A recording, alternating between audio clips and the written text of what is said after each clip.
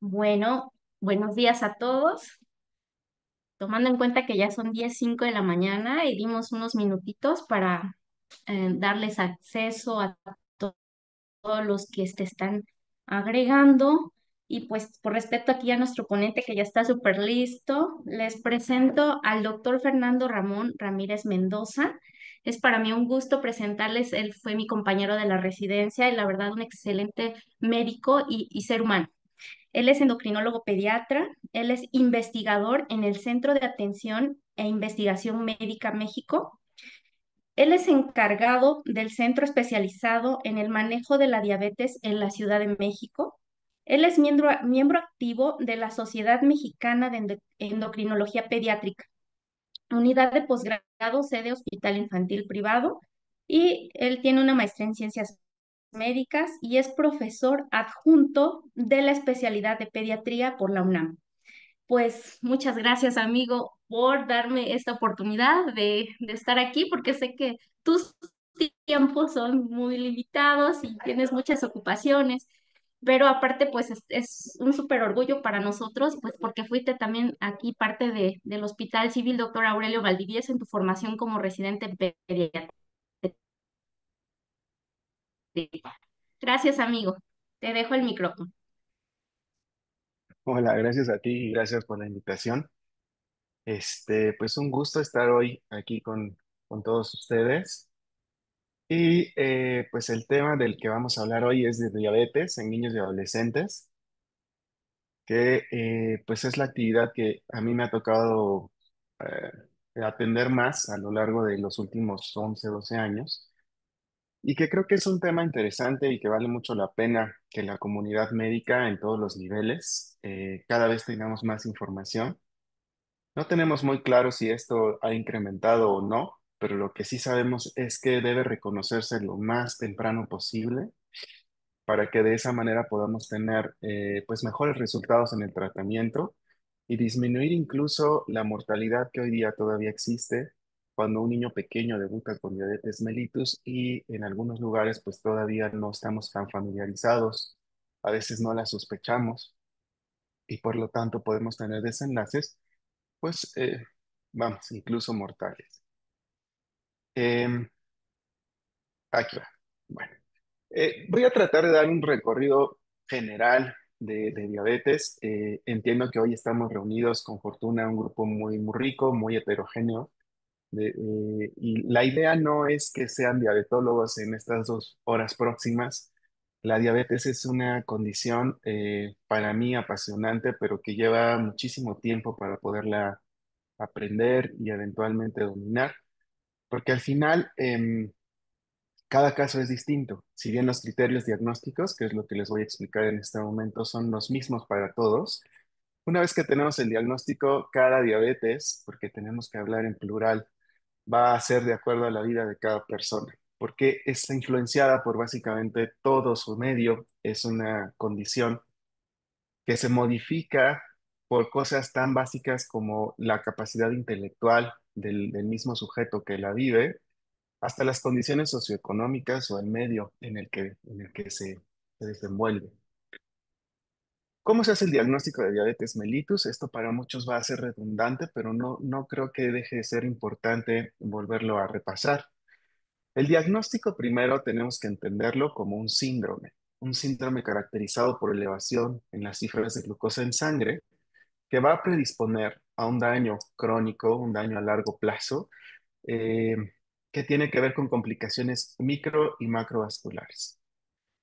Importante en el mensaje, en el diagnóstico, creo que es saber que es una condición susceptible de ser controlada o manejada, más bien, porque el control pues, es algo que a veces no es tan fácil, pero sí de manejarse.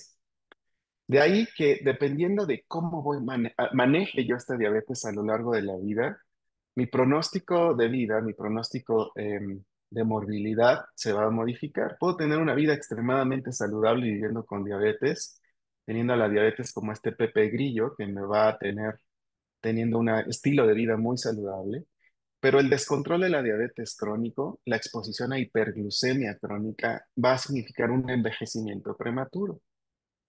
Y es verdaderamente dramático observar sujetos, por ejemplo, que tienen diabetes diagnosticada desde Bueno, muy pequeñitos. ¿Sí?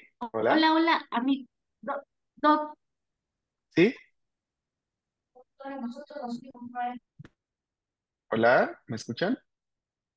Perdón, perdón, pensé que se había cortado la transmisión, perdón. Ah, ¿no se cortó? ¿Sí me Continúa. escuchan? Ya, de acuerdo. Luego entonces mencionaba pues que este envejecimiento prematuro Sí, va a darnos como... sí, ¿Sí? ¿Perdón? pensé que se había cortado la transmisión, discúlpame. Ah, ¿me escuchan ahí? Creo que no me escuchan, ¿Me ¿verdad? escuchas?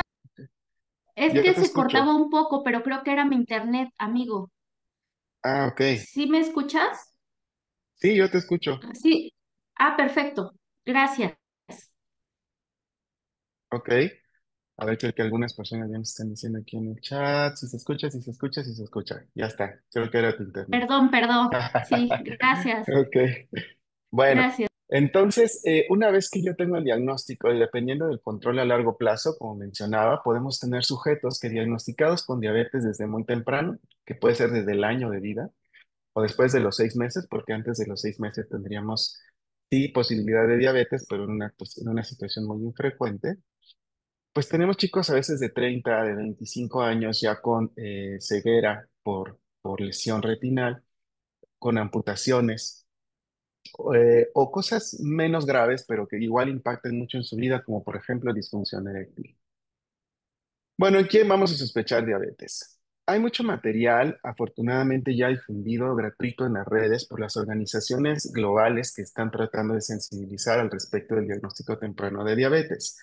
Voy a hablar un poquito, vamos, un 70% de esto está derivado a diabetes tipo 1, porque es la más prevalente en la edad pediátrica, pero no olvidemos que la diabetes tipo 2 sigue ganando terreno de manera espectacular, sobre todo en nuestro medio, dado que está asociada a estilo de vida y obesidad, y nuestro medio sigue siendo para la edad pediátrica uno de los más prevalentes en ambas condiciones.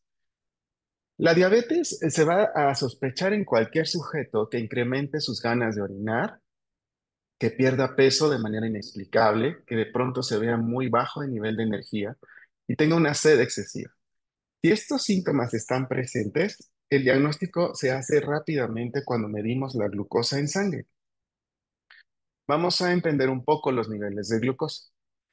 La glucosa normal en ayuno, vamos a tener dos momentos de medición. Esto es en ayuno en la mañana, cuando todavía no tomo ningún alimento y han pasado al menos 8 horas. Y vamos a tener una insulina, un nivel de glucosa que vamos a llamar basal, y este tiene que estar en un rango entre 70 y 99. Si yo tengo una glucosa en ayuno medida que está arriba de 100, entonces vamos a tener una glucosa que se está alterada en ayuno. Si no rebasa los 126, todavía no consideraríamos el diagnóstico de diabetes. Pero si en ayuno tengo una glucosa de más de 126 miligramos sobre decilitro, entonces debo sospechar fuertemente que tengo diabetes. Si lo vuelvo a medir en una ocasión posterior y vuelve a salir arriba de 126, dos mediciones idealmente confirmadas en el laboratorio, no nada más con nuestro medidor capilar. Nos van a dar el diagnóstico. Otro rango que tenemos que tener en mente, porque vamos a tenerlo presente en lo que voy a describir más adelante, es el rango menor a 70 miligramos sobre decilitro, que va a ser una glucosa que nos va a generar muchos síntomas y también algunos riesgos. Supongamos que tengo mi basal normal, pero tengo los síntomas que mencioné. O bien todavía no lo tengo arriba de 126, pero los síntomas son extremadamente sugerentes. Es importante que tomemos en cuenta que estos síntomas son iguales para cualquier grupo etario, desde mi abuelita de 90 años hasta un bebé recién nacido. Por lo tanto, tenemos que tomar en cuenta que estos valores son aplicables a toda la población. Y esto es importante mencionar porque, pues, al interrogar y al conocer tantas historias de familias y de chicos viviendo con diabetes, muchas veces se difiere el tratamiento o el diagnóstico porque se considera que en los niños eso es normal, que tengan la glucosa más de 126 o arriba de 200, se le va a quitar o es porque, pues, come dulces porque es un niño. No. Cualquier sujeto, después de las 24 horas de vida, va a tener estos como los rangos de normalidad de glucosa en la sangre. Si en ayuno todo sale bien, pero la clínica nos dice, los síntomas nos dicen que hay una sospecha alta, entonces tengo que medir al menos 2 horas después de haber consumido alimentos.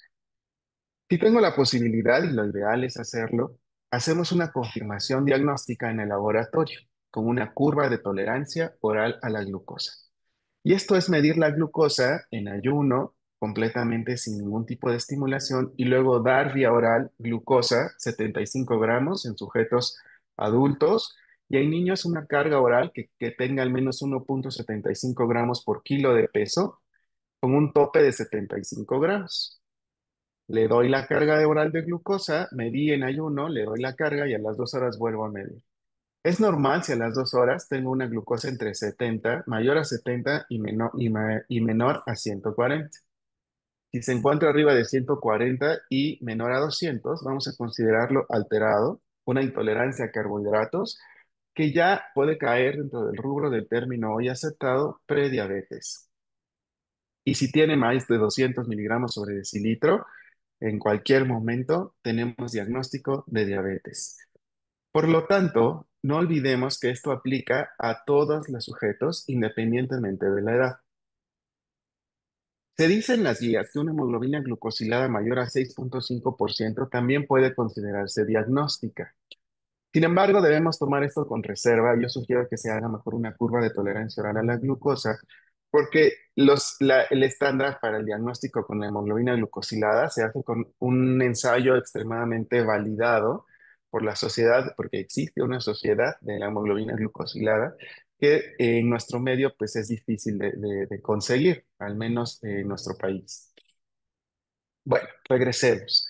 Tenemos síntomas y tenemos la glucosa elevada, independientemente de la edad, puede ser desde recién nacidos hasta la edad adulta, y esto lo tenemos que considerar en todas las etapas de la vida, ¿sale? Hago énfasis en que esto no exime, la edad no exime al hecho de tener la hiperglucemia presente, que el sujeto esté desarrollando diabetes. La causa de la diabetes en la actualidad no es tan fácilmente determinable.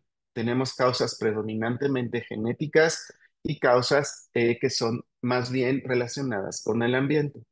En todos los casos va a haber una combinación de ellas, no vamos a tener nada completamente puro. En el caso de la diabetes genética, pues va a ser mucho más marcado en aquel paciente que presenta una diabetes neonatal. Hay un bebé que tiene hiperglucemia de mayor de 200 miligramos sobre decilitro persistentemente y que tiene menos de 6 meses de vida, el diagnóstico va a ser generalmente, predominantemente de origen genético. Existen pruebas de laboratorio en los laboratorios de genética, incluso disponibles a nivel comercial. Aquí en la Ciudad de México, posiblemente en otros estados, pueda haber los ensayos ya o laboratorios de genética que remitan las muestras para acá y posiblemente de acá a otro país para que se haga el diagnóstico molecular con lo cual vamos a poder dirigir el tratamiento. Algunos de estos pacientes no van a ser dependientes de insulina desde el principio y podríamos tratarlos con algunos medicamentos vía oral, tan básicos como la glibenclamida. Tenemos además hacia el otro extremo la diabetes mellitus tipo 2. Esta diabetes que si bien tiene un componente generalmente genético, más de una generación casi siempre tiene diabetes tipo 2, pero está relacionada con el estilo de vida, una obesidad de inicio muy temprano, un estilo de vida sedentario y una alimentación extremadamente alta en carbohidratos que deriva en obesidad.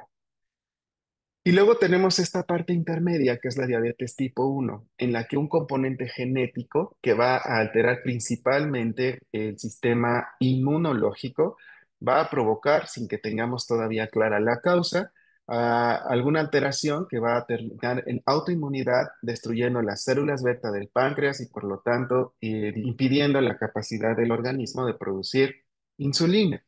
Ahorita hablaremos de este efecto de la insulina. La diabetes tipo 1 hoy día, recientemente, y esto es así información de hace 3 semanas, se mostró, por ejemplo, en el Congreso Europeo de Diabetes, en el que se muestra ya en las fases de diabetes, podemos considerar aquellos sujetos en la fase más temprana que son hijos o familiares, tienen familiares muy cercanos que tienen diabetes mellitus tipo 1. Una fase 2 en aquellos sujetos parientes de estos sujetos con diabetes tipo 1, pero en los que ya se pueden medir anticuerpos contra las células beta del páncreas. Que estos sí están disponibles a nivel comercial, básicamente en la mayoría de los laboratorios, incluso en algunos laboratorios de tercer nivel, de segundo o tercer nivel a nivel público, pero que todavía mantienen una curva de tolerancia oral a la glucosa normal y en los que se proponen ya algunos tratamientos inmunomoduladores para tratar de retrasar la aparición de la diabetes mellitus tipo 1. Y el sujeto en estadio 3 que ya tiene anticuerpos y que finalmente ya tiene declarada una diabetes mellitus tipo 1 porque disminuyó su capacidad de producir insulina y tiene obviamente la glucosa elevada. Aquí tenemos que hacer énfasis en que la condición genética no es prevenible.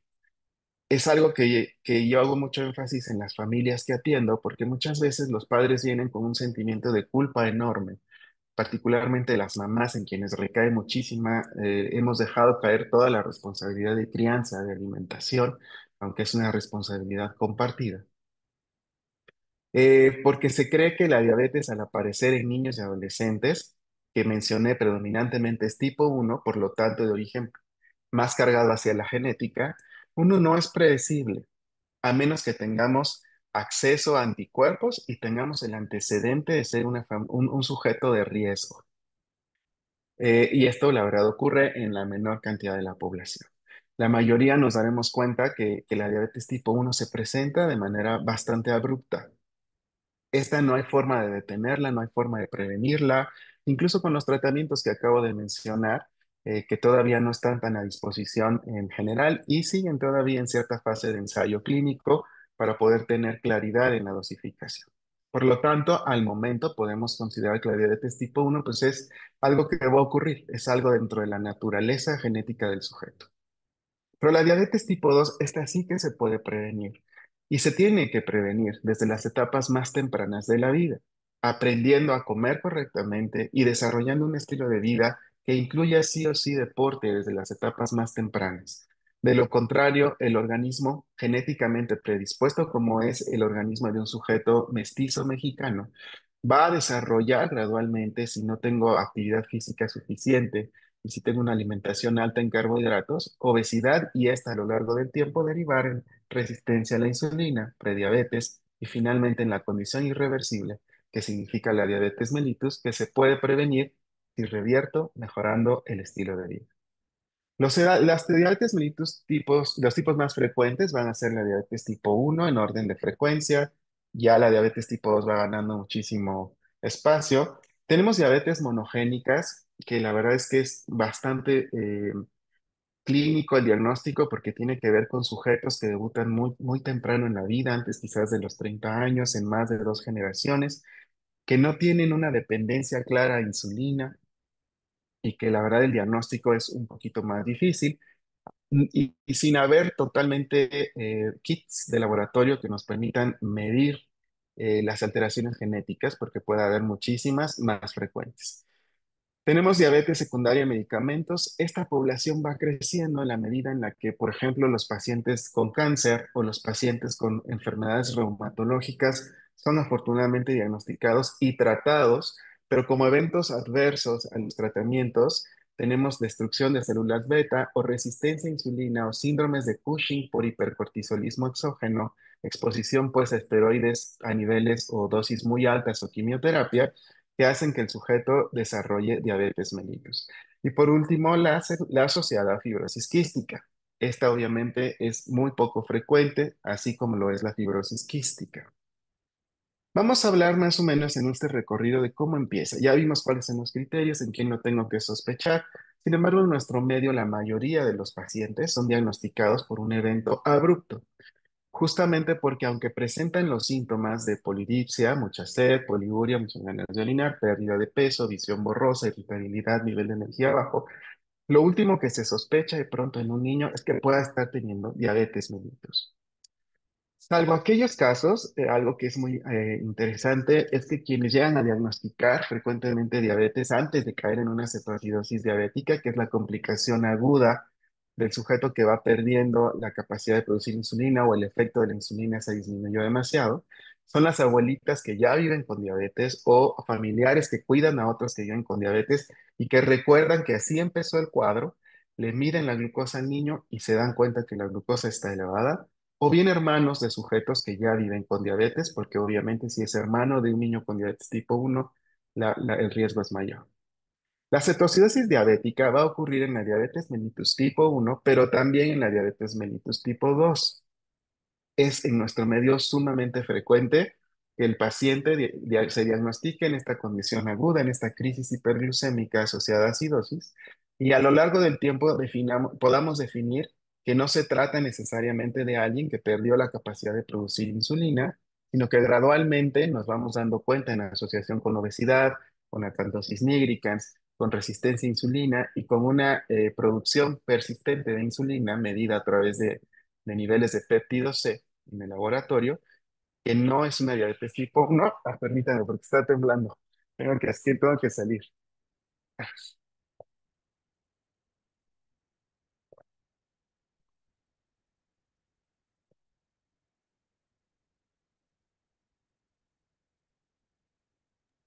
Buenos días. El doctor tuvo que interrumpir porque en Ciudad de México está ocurriendo un temblor. Acá pues no se siente, por eso no hemos salido ni ha sonado la alarma acá en la ciudad de Oaxaca, pero vamos a esperar un ratito que se incorpore el doctor, por favor.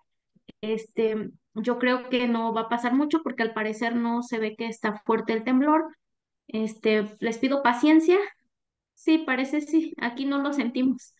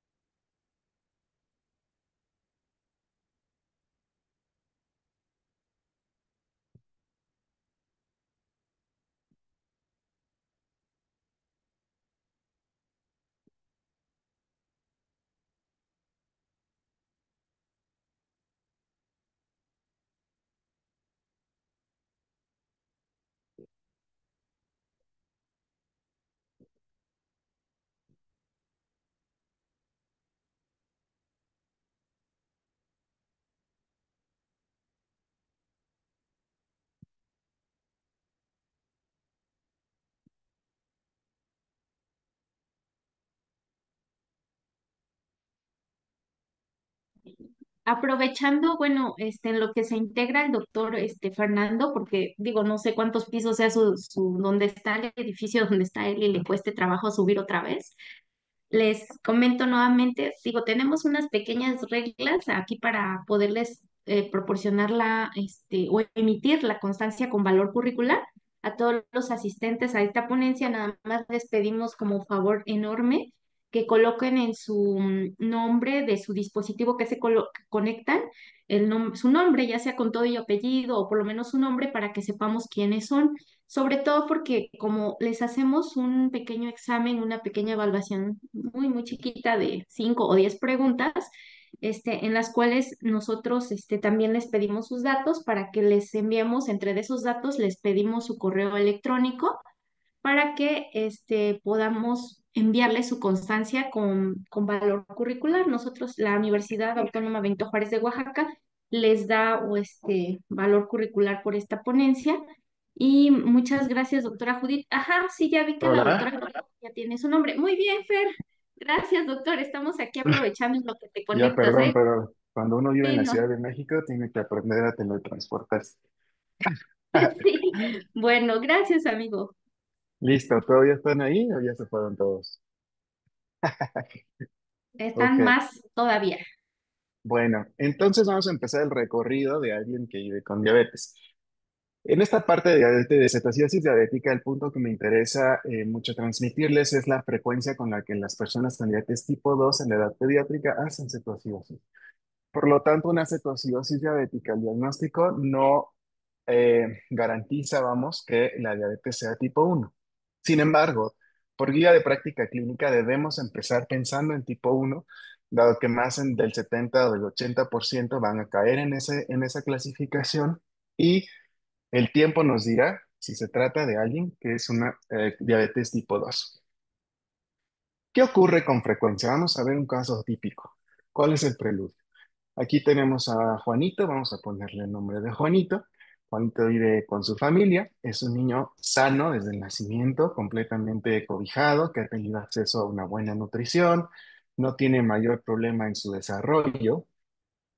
Aquí Juanito, el día que fue a sacar su certificado médico del centro de salud para que pueda entrar a la escuela, y al revisarlo, el médico del centro de salud, el dentista, todos vieron que no tenía ningún problema. Entonces le dieron su certificado, él preparadísimo para empezar sus actividades escolares. Nuestra historia, este es un caso basado en los múltiples casos que he visto. Y el primer caso, en este caso vamos a hablar de este niño. Este niño empieza su historia el 1 de abril del 2014. Es un niño que va creciendo, todo perfecto, es futbolista, le encanta. Y este caso está basado en particular en un chico que era bailarín de ballet. O sea, que desde muy temprano en la vida hacía mucho deporte, un niño pues muy muscular, nada de obesidad y con una dieta muy controlada. Súbitamente empieza a tener síntomas de diabetes, que quedamos que es tener mucha sed, muchas ganas de orinar, irritabilidad, cansancio y de pronto pérdida de peso no explicar. Esto para el 20 de abril han pasado 2.5 semanas de que empezaron estos síntomas. Juan ha perdido 5 kilos, se siente muy cansado, orina todo el tiempo, tiene mucha sed y ha tenido visión borrosa y mucha hambre.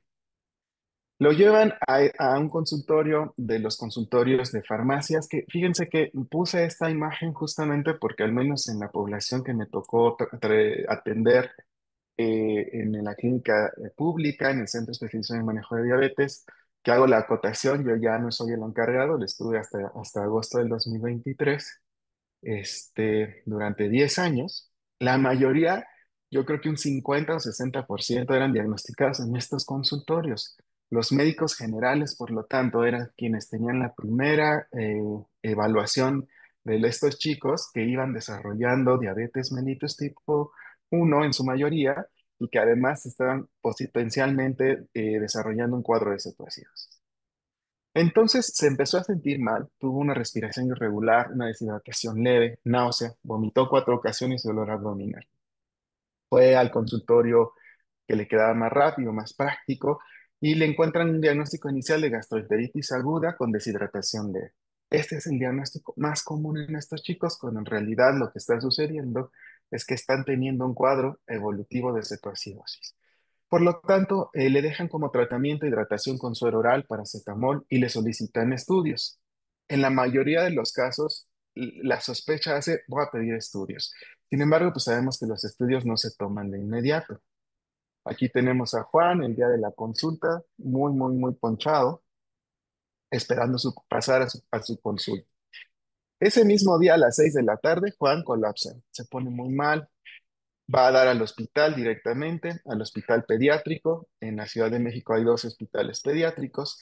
Llega con respiración acidótica, deshidratación leve, náusea y sin embargo trae un estado neurológico bastante adecuado, trae un Glasgow de 14.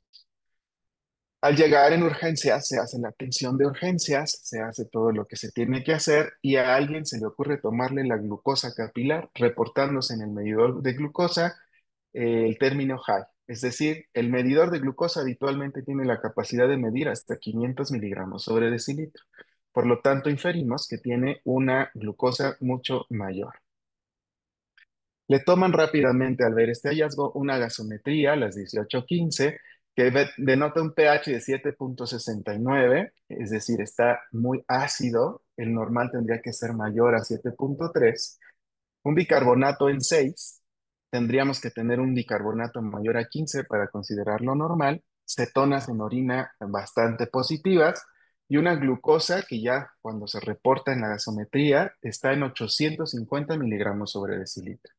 Sin embargo, el cuadro se puede desarrollar con niveles de glucosa incluso mayores, apenas a 200 miligramos sobre decilitro.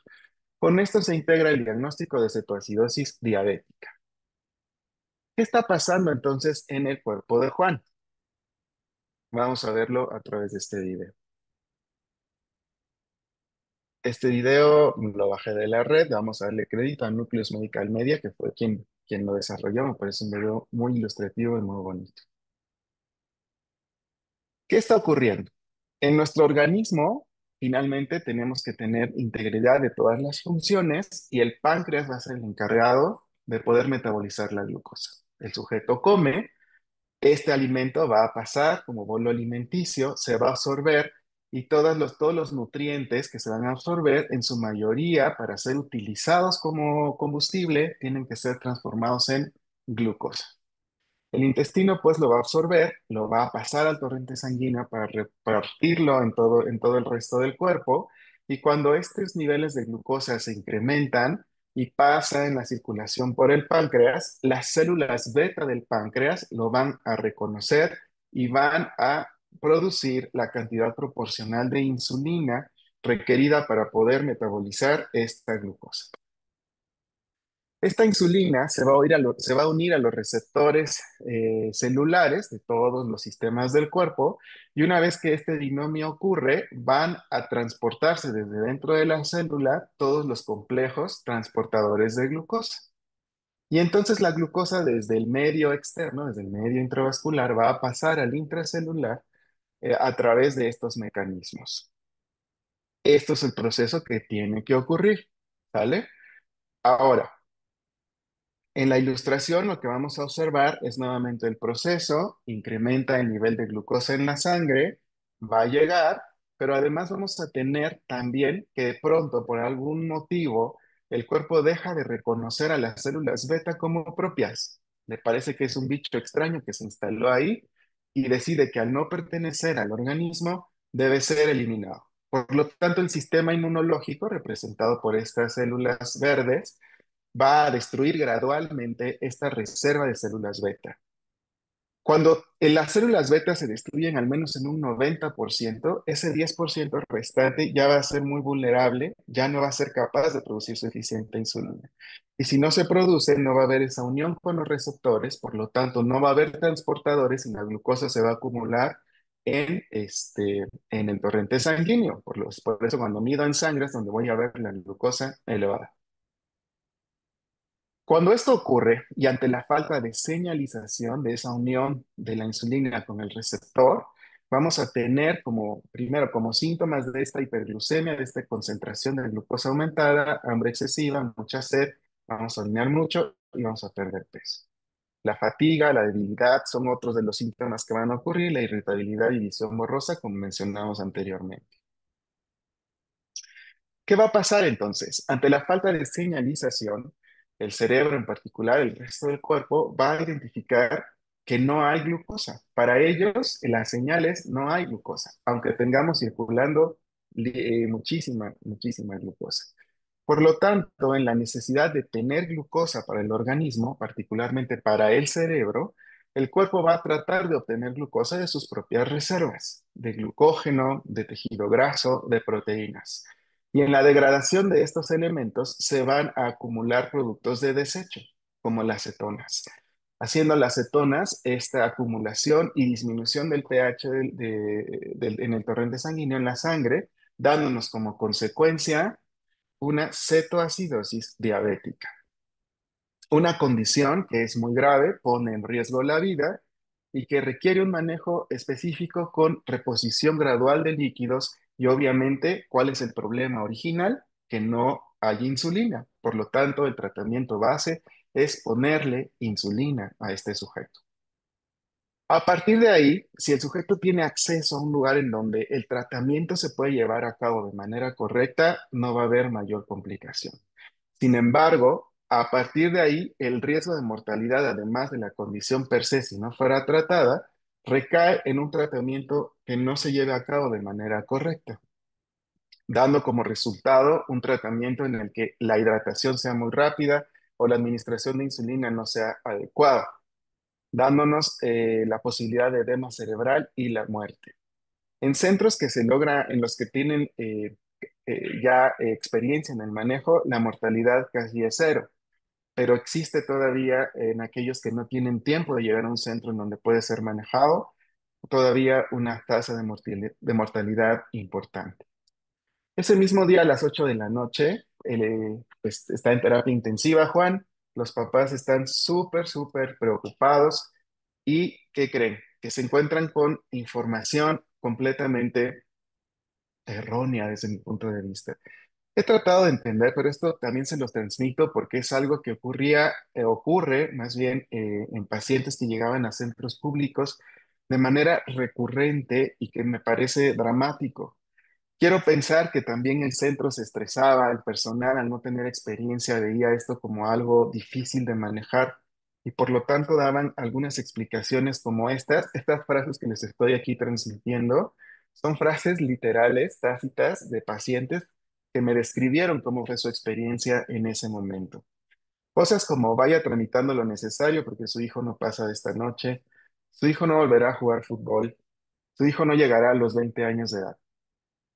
Son frases que definitivamente tenemos que quitar de nuestra mente porque imagínense la presión, la tensión de estos papás y todavía recibir esto como noticia, cuando en realidad la diabetes, cuando la comprendemos correctamente, es algo que es manejable, como les dije, y que definitivamente podemos lograr un nivel de calidad de vida muy adecuado, que básicamente no disminuya las posibilidades y oportunidades del chico con respecto a personas que no viven con diabetes. El 22 de abril, al otro día, a las 7 de la mañana, 13 horas después de estar manejado en la terapia intensiva, recordemos que, bueno, tiene todavía un pH de 7,69, un bicarbonato en 6, cetonas en orina y glucemia de 850. Esos fueron los criterios de ingreso. Se inició fluidoterapia, necesariamente insulina intravenosa, se fue monitoreando la glucosa capilar y se fueron tomando gasometrías cada 4 horas para que al otro día a las 7 de la mañana observamos que ya tiene un pH de 7,33, un bicarbonato de 18, han reducido pero no desaparecido las cetonas en orina y la glucosa se encuentra en 210 miligramos sobre decilitro. Aquí hago énfasis, que creo que es un mensaje importante, en que las cetonas no van a desaparecer en orina de inmediato. Por lo tanto, no son un criterio para considerar que el sujeto salió ya de peligro y que ya rompió la cetoacidosis.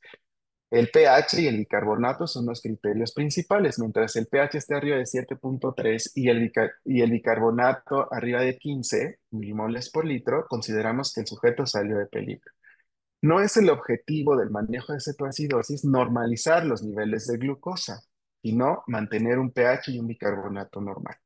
De hecho, nunca debemos tratar de mantener la glucosa tan en rango como 80 o 95, porque el riesgo ahora va a ser hipoglucemia, que nos va a dar un cuadro sintomático muy riesgoso que puede incluir incluso una crisis convulsiva. Y las cetonas en orina van a permanecer durante incluso a veces días. Por lo tanto, tampoco considerar esto como que todavía no ha resuelto el cuadro. ¿Ok? Bueno, entonces tenemos estos datos. Vemos que continúa con glucosas entre 85 y 210. A las 7, cuando vimos estos hallazgos en la gasometría, se le inició nuevamente, la vía oral, vimos que tolera, y aquí a partir de ahí empezamos a proveerle de insulina, que de acuerdo al video que les mostré, sabemos o inferimos que no está produciendo, y ahora lo haremos por vía subcutánea para poderle retirar las vías intravenosas lo antes posible. Se inicia un plan de alimentación, se complementa el diagnóstico midiendo hemoglobina glucosilada, péptido C y anticuerpos, y a las 8 se suspende la insulina y se pasa de la terapia intensiva al piso, todavía con cetonas en orina y con glucosa que tiende a estar elevada, pero ya con la certeza de que le estoy poniendo insulina, por lo tanto con menor riesgo de que vuelva a tener un cuadro de cetoacidosis. Bueno, entre el 22 y el 27 de abril, él fue capacitado en el hospital. A esto le llamo yo capacitación vital, porque si yo no sé ponerme la insulina y me dan de alta, pues voy a regresar porque no la sé utilizar. No es común que la gente sepa utilizar una jeringa de insulina, medir las unidades de insulina y además administrarse. Aprende a monitorear su glucosa, se hace de su monitor continuo, su monitor capilar de glucosa, que es indispensable, y se le da un plan de alimentación. De aquí fue referido a la clínica especializada en manejo de la diabetes, que es el centro público de primer contacto en donde normalmente trabajábamos con estos chicos. Y empieza su proceso de adiestramiento. Sin embargo, en mayo decide la familia que ya no quiere que el niño tenga insulina por mitos e ideas que incluso a veces son transmitidas por los mismos compañeros del sistema de salud, que tienen temor quizás de usar insulina o que en su experiencia de trabajo con pacientes no han tenido oportunidad de vivir o de tratar a una persona viviendo con diabetes tipo 1. Entonces, en el conocimiento coloquial, en el conocimiento tradicional, de pronto más familiar para nosotros, que podría ser la diabetes tipo 2, pensamos que el sujeto no requiere insulina. Entonces deciden tratarse con un tratamiento alternativo, con herbolaria, no le ponen insulina y por lo tanto, pues hacia el 10 de mayo, otra vez el niño vuelve a tener síntomas, cae en cetoacidosis, vuelve a ponerse grave, corremos al hospital, llegan exactamente en las mismas condiciones y obviamente tiene que volver a tener el mismo ciclo. Esto es importante porque si yo no tengo desde el principio una explicación vasta y lo suficientemente clara para el paciente, va a caer fácilmente en este tipo de conductas. No olvidemos que va a haber dentro de las fases normales de la diabetes tipo 1 una fase de remisión transitoria, como que el cuerpo, el páncreas agarra un segundo aire y es capaz de producir un poquito más de insulina. Esto puede durar semanas o incluso a veces meses. Y esto hace creer al sujeto de pronto que algún tratamiento alternativo le curó la diabetes, pero no, en realidad hay que seguir midiendo la glucosa porque una vez que la glucosa, la diabetes se diagnostica, ya es un compañero de vida, no va a ser algo que se va a quitar. En junio del 2014 se inicia el tratamiento y en este caso, en este lugar, teníamos la oportunidad de hacer un tratamiento estructurado con una serie de servicios como educador en diabetes, nutriólogo, un chef que está en una cocina enseñándoles a cocinar, psicólogo, podólogo, que pudiera gradualmente darle la mayor cantidad de herramientas de capacitación a la familia y al sujeto para poder tener su autocontrol. En agosto de 2019, Juan ha vivido ya 5 años, 4 meses posteriores al diagnóstico. Ahora sí ya se permitieron la posibilidad de entenderlo, pasaron el duelo, aceptaron la condición y fue posible que se tratara de manera correcta. Juan ha tenido un tratamiento óptimo, lleva su vida normal, volvió perfectamente a jugar fútbol, o en este caso el paciente original a sus clases de Limba para poder continuar con su licenciatura en ballet, y vemos que este chico va perfectamente bien. Aquí solamente dejaré algunos puntos para reflexión. ¿Cuál es la importancia de la educación en diabetes en la prevención de complicaciones agudas? Es decir, que vuelva a caer en cetoacidosis.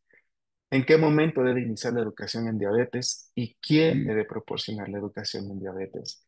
Si bien existe la figura del educador en diabetes, esta parte educacional, esta parte de sensibilización recae en absolutamente todos. Por lo tanto, primero me tengo que capacitar yo, si es que soy personal de salud, si es que soy familiar de alguien que vive con diabetes. Primero, para no entrar en pánico si de pronto tengo un niño con la glucosa alta.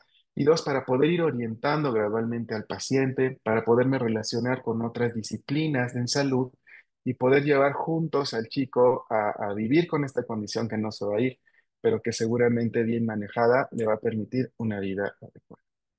Les di un recorrido muy rápido en el diagnóstico de cetoacidosis. No es en este caso mi tarea enseñarles a manejar una cetoacidosis, pero sí es un buen pretexto para mencionarles las vías de práctica clínica sobre las que trabajamos actualmente.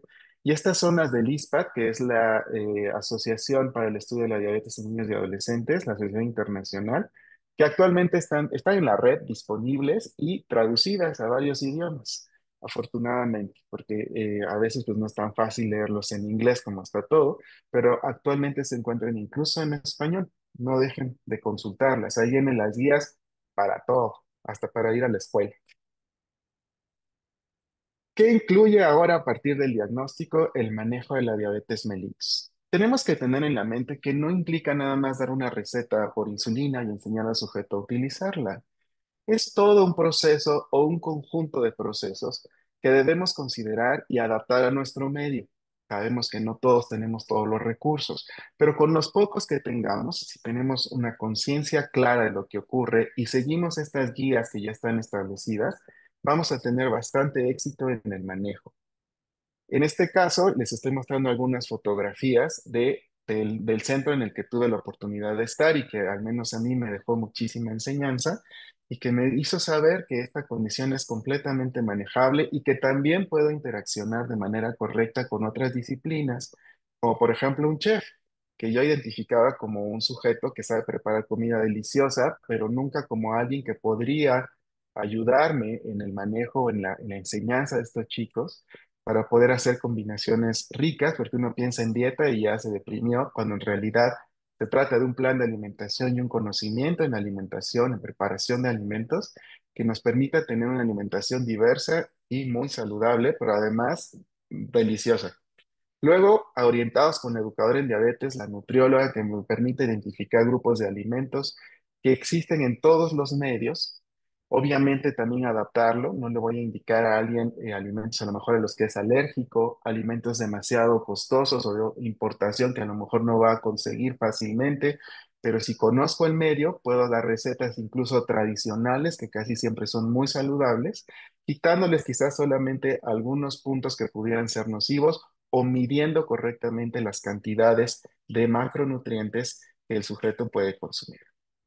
Los procesos para la atención de un sujeto que vive con diabetes en la edad pediátrica deben ser multidisciplinarios y, como mencioné, deben adaptarse al medio.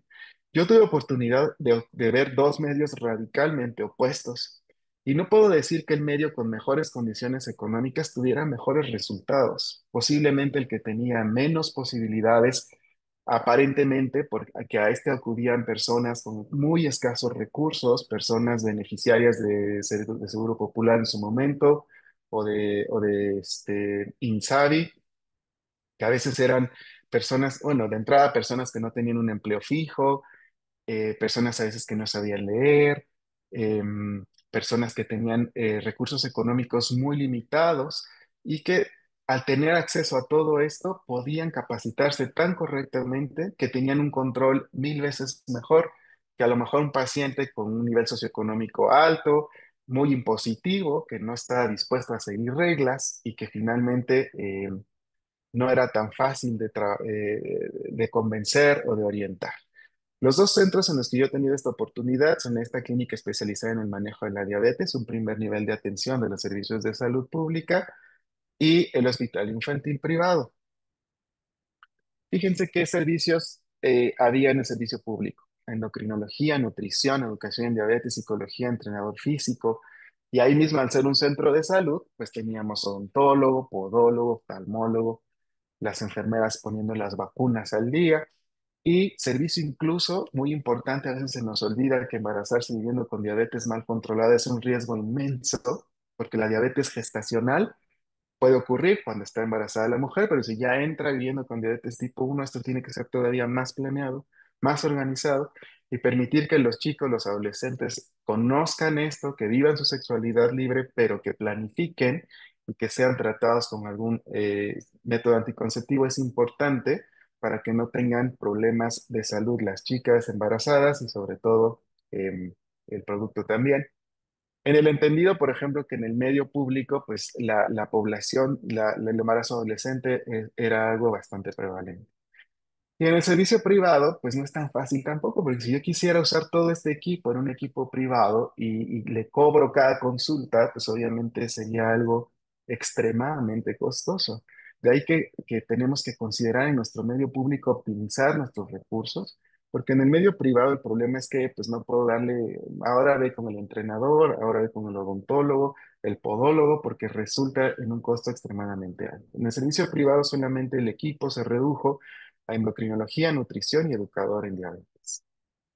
¿En qué consiste el proceso de la atención médica en el sujeto con diabetes mellitus? Obviamente una historia clínica completa, un interrogatorio, exploración física con foco en crecimiento y desarrollo, en comorbilidades. La diabetes mellitus, menciono tipo 1 por ser la más prevalente, es una condición autoinmune, con lo que tenemos riesgo de desarrollar varias condiciones autoinmunes de manera recurrente concurrente, perdón, por ejemplo, hipotiroidismo, enfermedad celíaca, este,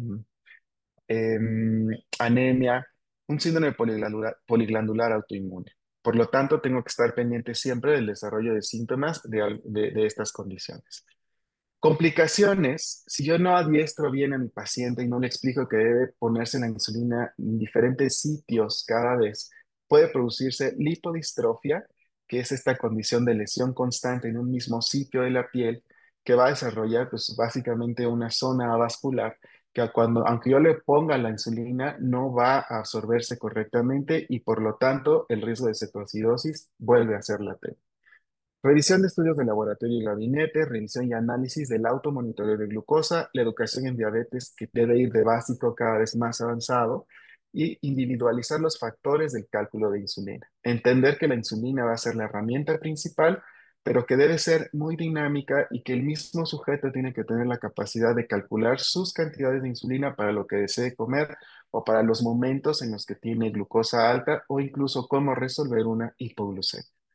Aquí les pongo encerrado la revisión y análisis del automonitoreo de glucosa porque eso es lo que hace toda la diferencia entre alguien bien manejado, alguien que se conoce, alguien que puede tener en tiempo real una alerta para poder tomar una decisión y medir también en tiempo real si la decisión que tomó fue correcta o hay que volver a hacer alguna intervención. El automonitoreo es un proceso, un subproceso de estos del proceso total que les mencioné, que es uno de los más relevantes, porque al final se transforma en un lenguaje numérico común para todas las disciplinas que estén alrededor de este chico tratándolo y que puede tener muchas formas. Aquí les muestro uno súper bonito de una de mis pacientes que fue llenándolo con estrellitas y todo, pero que fíjense la cantidad de mediciones que hace. Uno pensaría que medir 7 veces al día, que es lo mínimo que alguien con un medidor capilar debería hacer, es una cosa extrema, pero alguien que está consciente de lo que esto representa para su salud no deja de hacerlo, en el entendido de que uno no va a significar una lesión mayor y dos, le va a dar toda la información para poder tomar decisiones constantes. Y a partir de todos estos números no sirven de nada si yo no los analizo. Y eso está demostrado en estudios globales en los que gente de países de primer mundo que disponen no de hojas de papel llenadas a mano, sino de tecnología avanzada, demuestran que aunque tengan tecnología súper avanzada, su diabetes no se va controlando mejor en términos de hemoglobina glucosilada porque básicamente no se revisan esos automonitoreos. Esta es la clave, esta es la guía, es el código de la diabetes de cada persona. Si aprendo a familiarizarme con él, si el sujeto se familiariza con esas cifras, va a poder tener autocontrol y vamos a tener un equipo que va a poder ayudar correctamente al paciente para poder tomar mejores decisiones. De todos estos números es importante tener indicadores de cómo voy. Finalmente, esta es la guía. Es como tener las luces del tren que va a toda velocidad y de noche. Si yo no prendo la luz, voy a ciegas y me puedo estampar. Pero si voy en un tren a toda velocidad manejándolo y prendo las luces de noche, posiblemente tenga mucho más capacidad de ver hacia dónde voy. Los indicadores principales de estos documentos fuentes pues van a ser los promedios de glucosa antes y después de tomar los alimentos. Em, en la madrugada es muy importante saber cómo se comportan estos niveles de glucosa y así voy a poder identificar patrones, qué sucede cuando el sujeto está haciendo deporte, porque va a ser distinto del día que no hace deporte, cuando la mujer menstrua, cuando estamos de vacaciones, que no tenemos los mismos horarios, no tenemos a veces las mismas actividades y cuando estoy enfermo, por ejemplo. Y para cada una de estas que mencioné existe una guía de cómo tomar decisiones de estas guías ISPA para poder tener alguna idea de cómo calcular de inicio las dosis de insulina y luego cómo adaptarlas gradualmente a cada sujeto en particular. Una vez que hago este análisis, debo comparar con el último ajuste que hice de dosis de insulina, porque así voy a poder saber si voy progresando correctamente o si la cosa no va en el mejor de las direcciones. Algo que tengo que medir es algo que se llama coeficiente de variación, los valores en rango, el porcentaje de valores altos, porcentaje de valores bajos. Con esta media puedo calcular incluso una hemoglobina glucosilada. A veces en los laboratorios no tenemos ese recurso o es costoso, pero existen fórmulas con estas mediciones del medidor de glucosa capilar que me permiten idear, más o menos calcular por dónde va mi hemoglobina glucosilada, el índice de riesgo de hipoglucemia, las unidades de insulina utilizadas por día, esto es importante, y también registrar las unidades de insulina total, de insulina basal y de insulina bolo. Bueno, en nuestro medio disponemos de tecnología, por lo menos disponemos de medidores de glucosa capilar. Aquí les hago una estadística muy breve solo para darnos una idea. La mayoría de los pacientes que a mí me ha tocado atender son en el medio público, aproximadamente actualmente en ese momento cerré mi base de datos aproximadamente en 280 niños y en el medio privado aproximadamente 100 niños. Sin embargo, de todo el conjunto, la mayoría tienen acceso a la tecnología más básica, lo cual no significa que no podamos hacer muchísimo con esta tecnología básica, como tener varios medidores capilares. A veces les van donando algunos, les van donando tiras y pues van midiendo con el que en ese momento pueden utilizar y van haciendo sus registros en hojita de papel. Algunos tienen la posibilidad de tener un solo medidor de glucosa y suficientes recursos para comprarle tiras a ese medidor todo el tiempo. Y algunos tienen al menos un sensor continuo de glucosa, esta tecnología un poquito más avanzada, que pueden utilizar al menos una vez cada 3 meses. Pero esa es la tecnología prevalente en la mayoría de los centros, en la mayoría de los lugares públicos o privados. Sin embargo, afortunadamente ya bastante disponible para la mayoría de las personas. Los procesos van a tener requerimientos para que todo salga lo mejor posible. Esta es más bien una suerte de descripción por guías de práctica clínica y por experiencia adquirida a lo largo del tiempo. Es muy importante que no olvidemos que el hecho de ser médicos, el hecho de ser enfermeras, de ser nutriólogos, no nos da todo el conocimiento. Esto lo va aprendiendo uno. Nuestros mejores maestros son los pacientes. Y si no tengo experiencia con los pacientes, no debo asumir que ya lo aprendí, no debo asumir que a través de un curso, de un diploma, ya tengo todo el conocimiento. No, esta de la diabetes nos hace ver una y otra vez que eso no es así. Nos damos contra la pared, tiro por viaje. Por lo tanto, darme la oportunidad de capacitarme continuamente me va a permitir transmitir mejores conocimientos a la familia y al paciente. Por lo tanto, hay que considerar en mi equipo personal capacitado en manejo básico y avanzado de diabetes, con cursos gratuitos en la mayoría de las páginas del ISPAR, de la Federación Internacional de Diabetes, de la Organización Panamericana de la Salud, incluso de los laboratorios médicos que venden insulina. No hay que desaprovechar cada una de las posibilidades de adquirir más conocimiento al respecto. Hay que considerar integrar a los pacientes a un programa estructurado de atención, de hacer esta multidisciplina con el vecino, con con mi colega, ¿no? Abastecer los insumos, generar, cuando estoy en medio público, pues tratar de hacer una estadística, porque quedarme sin insulina en un centro de salud para una persona con diabetes tipo 1 es algo verdaderamente grave, porque si no tiene cómo conseguirla, pues va a ponerse grave, va a volver a caer en cetoacidosis. Algo que vale mucho la pena considerar es tener conectividad y acceso a los datos de monitoreo. Mucha gente todavía no tiene internet, pero bueno, tenemos que buscar en la mayoría de las veces la posibilidad de tener esta conexión, porque entre más conectividad, más comunicación estrecha tengamos, mayores análisis hagamos en frecuencia y mejores ajustes podamos hacer, le va a ir mejor al paciente. Una interfaz homogénea para la evaluación del monitoreo. Ya vieron la hojita que es una con estrellitas, otra hojita normal, un formato a lo mejor que alguien le dio en un hospital. Si son tan diversos, pues va a ser difícil que yo me aprenda todos, pero si lo voy transformando a una sola forma de análisis, voy a avanzar mucho más rápido para integrar los avances y descubrir los retos que tengo enfrente para cada paciente.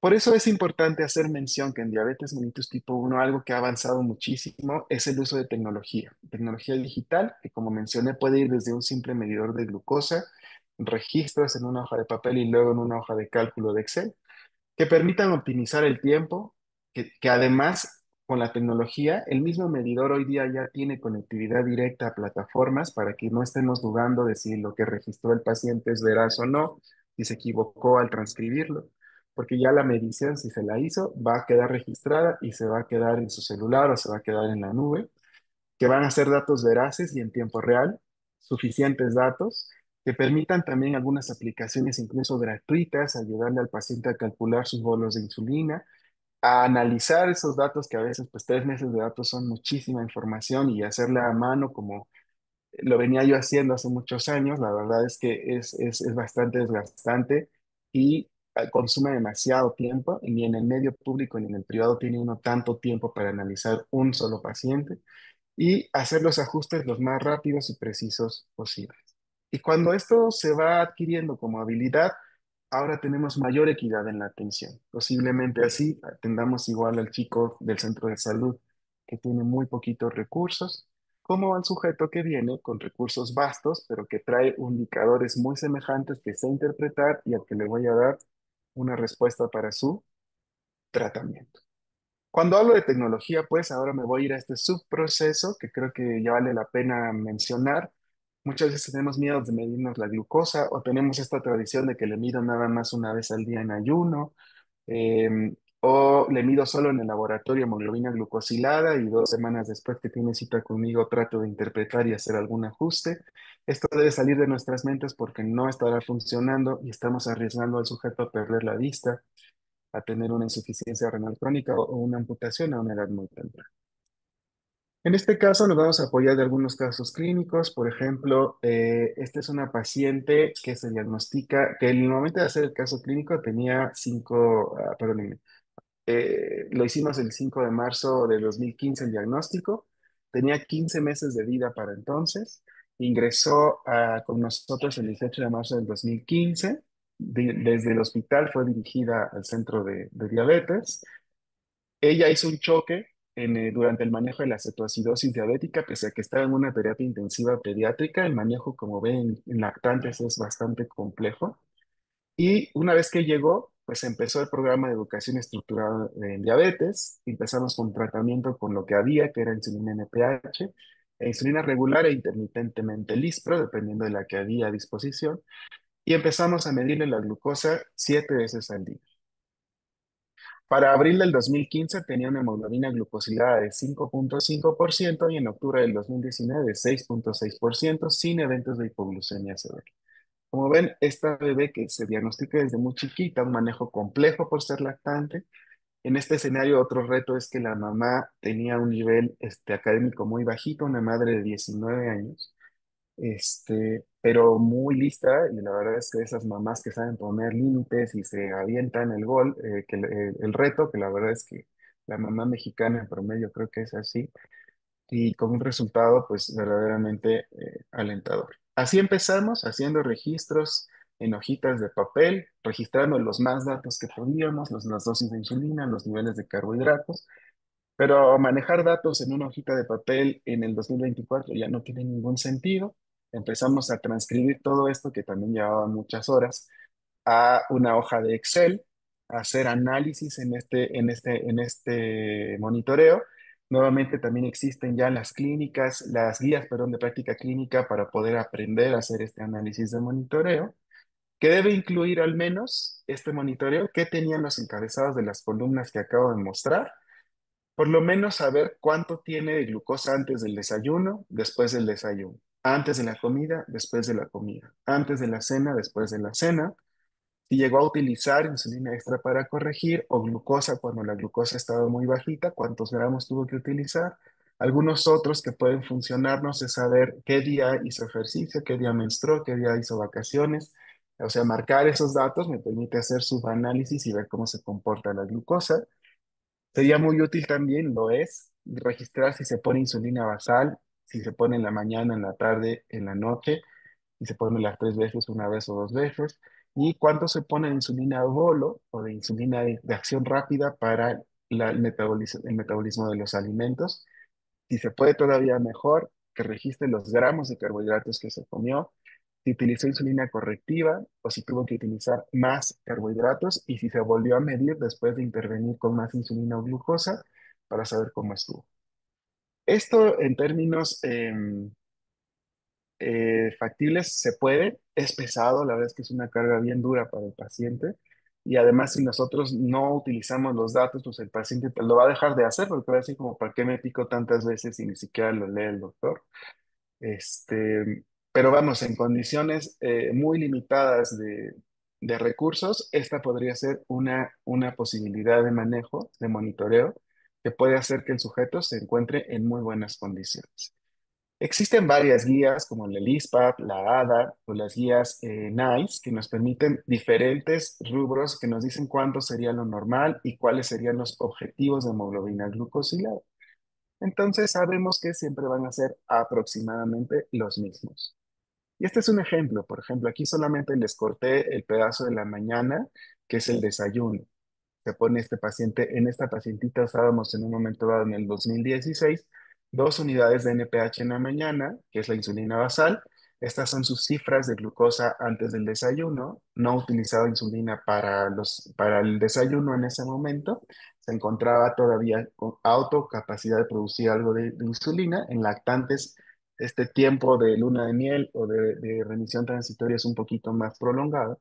Y luego las cifras posteriores al desayuno. Ya haciendo un análisis de síntesis, vemos que las metas son que tengan la mayor cantidad de valores entre 70 y 145.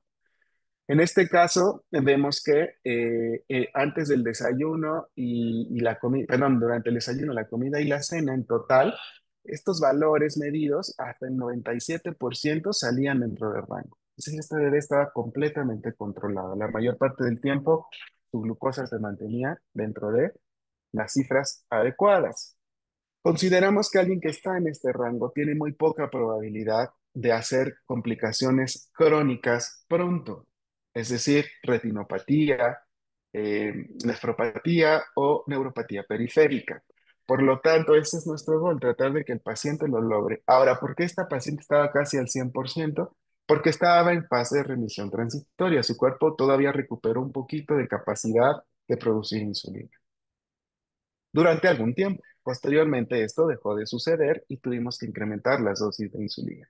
Pero ella nunca dejó de medirse la glucosa, de tal manera que nunca más ha vuelto por cetoacidosis, esta nena ya tiene como 10 años, al hospital. La niña ha evitado afortunadamente todas esas complicaciones agudas. El primer año viviendo con diabetes, el control se puede lograr de manera bastante óptima siempre y cuando tengamos esta intervención multidisciplinar y el sujeto sea capaz de tomar decisiones. De hecho, esta es la bebé que les mencionaba. Aquí tenía más o menos 2 añitos, ¿vale? Bueno, ¿qué es importante aquí? Si yo tengo los primeros 5 años de vida, esto está demostrado también en cortes, en estudios muy grandes como UKPDS o como los estudios clásicos pues, de diabetes, como el EDIC. que si yo en los primeros 5 años tengo muy buen control de la glucosa, el resto del tiempo va a ser más fácil mantener un nivel de control y menos riesgo tendré de hacer pronto complicaciones crónicas. Pero el sujeto que los primeros 5 años por memoria metabólica está descontrolado, va a tener un descontrol prácticamente crónico y una aparición de complicaciones crónicas mucho más pronto en su vida, ¿vale? Entonces vemos aquí cómo esta paciente fue intervenida, fue capacitada, y si vemos con las metas del ISPA que queremos tener esta glucosa, en metas se encontró en el 88,6%. Fíjense cómo el primer año de vida tuvimos 1,141 mediciones de glucosa en total. Por eso la niña se encuentra actualmente en buenas condiciones. Y de esas 1,141 mediciones, el 88% denotan que la niña está logrando tener buenos controles. Actualmente se considera un tiempo en rango o mediciones que caen en metas arriba del 70% como protectoras ante la posibilidad del desarrollo de complicaciones crónicas. ¿Vale? Vemos esto, isohemoglobina glucosilada para 2016 en su primer año de atención por diabetes fue 5,5%. Sus posibilidades, pues, si seguíamos con este control a largo plazo, son muy buenas. Vamos a ver rápidamente ahora algunos ejemplos con casos clínicos, con estos maestros que son los pacientes, para darnos una idea de por dónde va la diabetes mellitus en niños y adolescentes. Perdón que tome agua, pero es que de repente ya no se me va la voz. Vamos a hablar de Katia. Todos estos son casos clínicos de veras, entonces esto nos ayuda a aprender un poquito mejor. Katia fue diagnosticada en junio del 2020, hizo una cetoacidosis diabética, como la que comenté en la descripción, fue atendida en el Hospital Pediátrico de Tacubaya. En julio del 2020, un mes después, fue ingresada al Centro de Educación Especializado en Manejo de Diabetes con todas las multidisciplinas que mencioné. Fue adiestrada, pues, y en enero del 2021, pues, terminó la primera fase de educación en diabetes. Para entonces ella tenía 16 años. Esta paciente ya había sido diagnosticada a los 12 años con 6 meses. Esta es la edad a la que hicimos el caso clínico. El diagnóstico fue a la edad de 12 años, 6 meses. Concomitantemente, ella es una bailarina. Esto no es un padecimiento, pero una bailarina, vamos, formal, una bailarina con un entrenamiento formal tiene unas variaciones de glucosa muy particulares. Por lo tanto, debemos considerarlo como una concomitancia a la hora de hacer el análisis de datos. Y además tenía un trastorno por ansiedad, que fue después referido a psiquiatría y manejado para poder mantener pues, su control. Empezamos con múltiples dosis de insulina y más adelante, dinámica significa que ella en su adiestramiento era capaz de calcular la dosis de insulina para los carbohidratos que iba a comer. Se hizo monitoreo siempre capilar, con ella siempre con dos medidores de glucosa, Accu-Check, y uno que se llama TrueMetrics, que se le está otorgando por una organización internacional que está en Oaxaca también, y que ayuda con monitores de glucosa TrueMetrics y algunas tiras reactivas, al menos 3 al día por niño. Y con ella fuimos utilizando el análisis de datos a partir de una plataforma de Excel. El cálculo de su cantidad de insulina para las condiciones en las que tuviera que corregir o para los carbohidratos ya era automatizada a través de un calculador de bolo. Esto es a través de una aplicación, yo utilizo esta que se llama Social Diabetes, que tiene gratuito el calculador de bolo, en el que vamos a poner algunos parámetros de unas ecuaciones muy simplistas que permitan tener ahí el factor de corrección, que es un factor que permite calcular la insulina necesaria para cuando estoy muy alto en mis niveles de glucosa, cuántas unidades extra me tengo que poner, pues si estoy en 300 para poder considerar que me baje a un valor eh, adecuado, como 180 sin llevarme a una hipoglucemia. Y si en ese momento además voy a comer, bueno, eso sumado a la cantidad de insulina para la cantidad de alimentos conteniendo carbohidratos que voy a consumir en ese momento.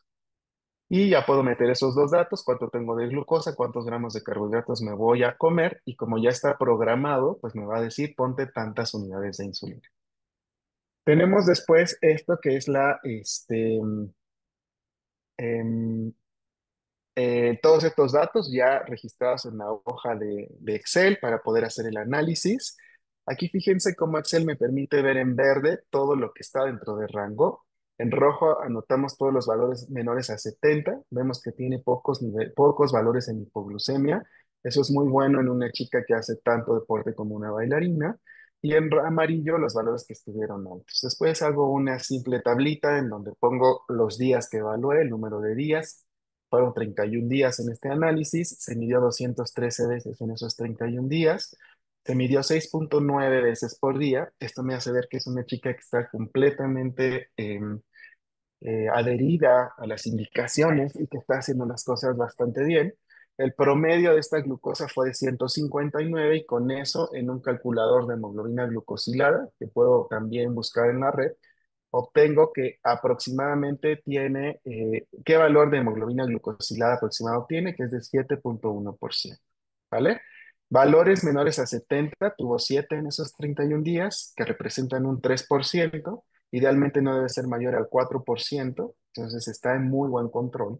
Y valores en rango tuvo el 67%. Arriba de 180 el 30. Todavía tenemos una discreta tendencia a hiperglucemia. Nuestro valor en tiempo en rango queremos que esté arriba del 70%. Puedo calcular la desviación estándar, que como veo no es tan amplia, y con ello algo que se llama coeficiente de variación, que es muy importante para poder saber si no es mayor si es cercano a 36, que la glucosa no va de arriba para abajo todo el tiempo, sino que se mantiene fluctuando dentro de un límite bastante tolerable. En este caso ya tenía 37%. Esta es una chica que está verdaderamente en control.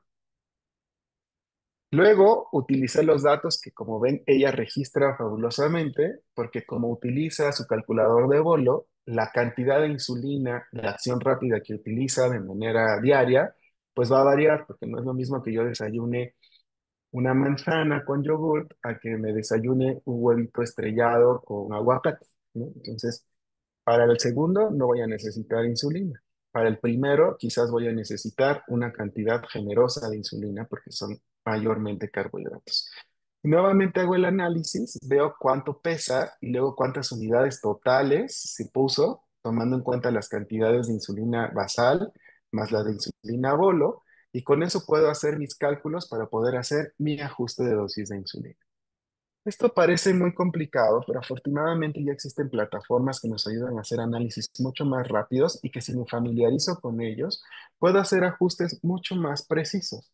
Nada que realmente no podamos hacer todos eventualmente. Dentro de los escenarios, ese fue un paciente del escenario público, pacientes con recursos muy bajitos, pero ya vieron a qué nivel de control y cómo podemos aprovechar esos recursos.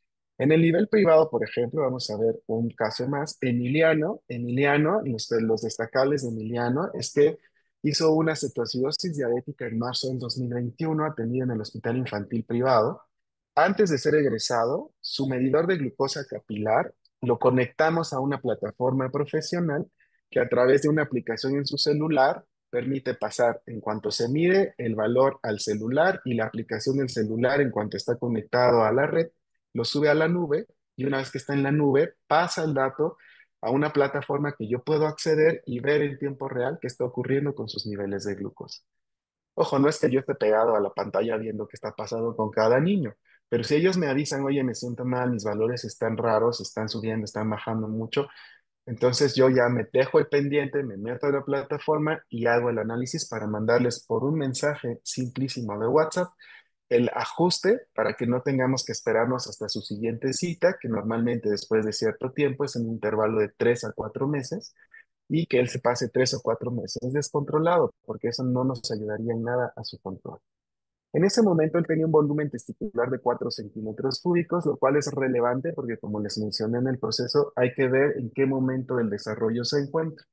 Un paciente que ya tiene un volumen de 4 centímetros cúbicos está entrando en pubertad y la pubertad naturalmente va a tener como efecto resistencia a insulina con tendencia a hiperglucemia y requerimientos de insulina altos. Entonces tengo que ver que con él tengo que estar muy pendiente de la glucosa que eventualmente puede subir.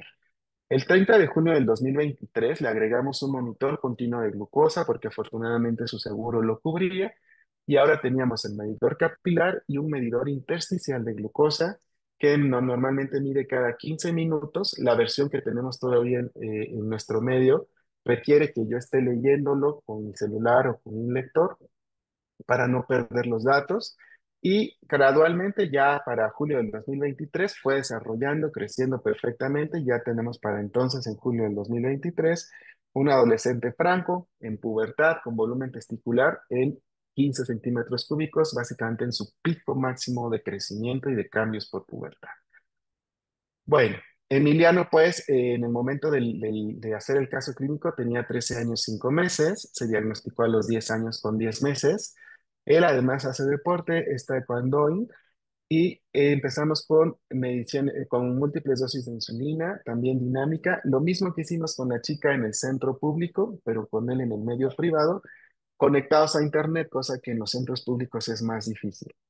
Se hacía un monitoreo capilar con este medidor de Accu-Check y el monitor continuo de glucosa que se llama Freestyler. Las plataformas ya no utilicé con él para nada ni hojita de papel ni hojita de Excel, directamente nos fuimos a plataformas de análisis como RDCP y LibreView.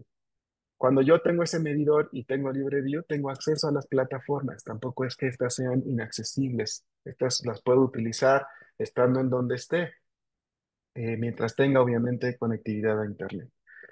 Y ahora vemos lo mismo que habíamos estado revisando en la hojita de papel y en la hoja de Excel, pero rápidamente analizado en una plataforma. Y vemos que Emiliano tiene 81% de valores de tiempo en rango. Estas son las mediciones capilares.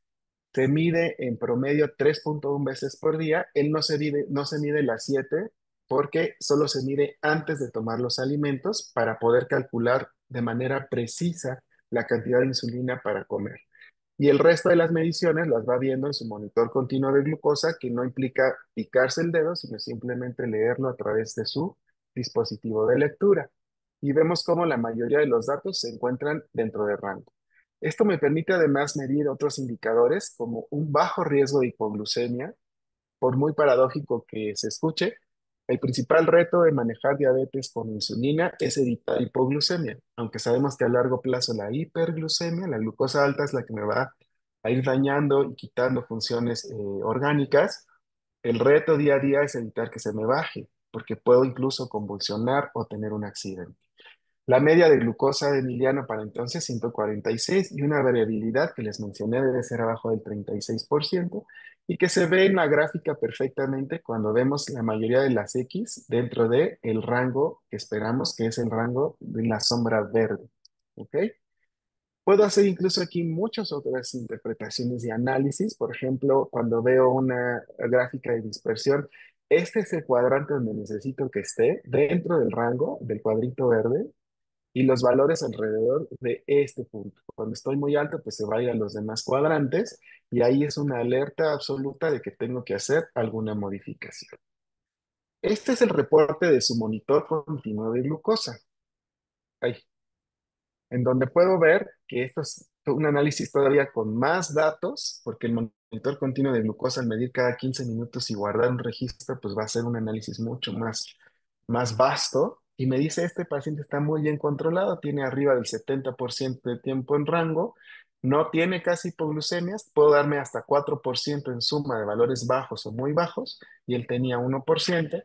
Y los valores altos, pues obviamente el resto de los valores se nos van para arriba, pues porque eso nos dice está viviendo con diabetes. En la plataforma de mediciones capilares que complementa la del monitor continuo, me dice por capilar antes de alimentos tiene 81%, ¿vale? Y entonces aquí puedo ver que tiene principalmente hiperglucemias después de alimentos y puedo hacer los cambios que voy a hacer en su calculadorcita de bolos para que le calcule un poquito más de insulina para cuando va a tomar alimentos. ¿Vale? Aquí tenemos entonces nuevamente los mismos valores. Esto no es miel sobre hojuelas todo el tiempo. Va a variar, de repente va a estar muy bien, de repente va a bajar este porcentaje de mediciones. Estamos hablando de un sujeto en franca pubertad, con lo que los cambios y de ajuste tienen que ser todavía más frecuentes porque tenemos que ir siguiendo ese desarrollo y cada vez que él entra en valores normales, avanza en su desarrollo y nuevamente tiene otros requerimientos, mejora y avanza. Y así tenemos chicos que pasan la pubertad exitosamente, alcanzando su máximo potencial de estatura y evitando caer en cetoacidosis y ser hospitalizados de manera recurrente. Esto es nuevamente las mediciones capilares preprandiales y correcciones. El K que se corrige se mide en la sangre para asegurarse que todo marcha bien. Su intervalo con el monitor continuo de glucosa flash, que este permite seguir las mediciones, qué pasa después de comer y las tendencias hacia dónde se va su glucosa. Y aquí están los parámetros del calculador de bolo, al que se le ponen en diferentes horarios del día diferentes factores para calcular correcciones, para calcular las cantidades de insulina para los gramos de carbohidratos que se va a comer. Y el mismo software nos hace un cálculo aproximado de la hemoglobina glucosilada que en ese momento podría tener y el promedio de insulina que está utilizando por día. Vamos a ver ahora este nuevo caso. Esta es una paciente femenina de 3 años 5 meses con diabetes mellitus tipo 2, ¿vale? Este es un caso también bastante interesante. Este es el escenario clínico más o menos que nos debe hacer sospechar progresiones de diabetes tipo 2.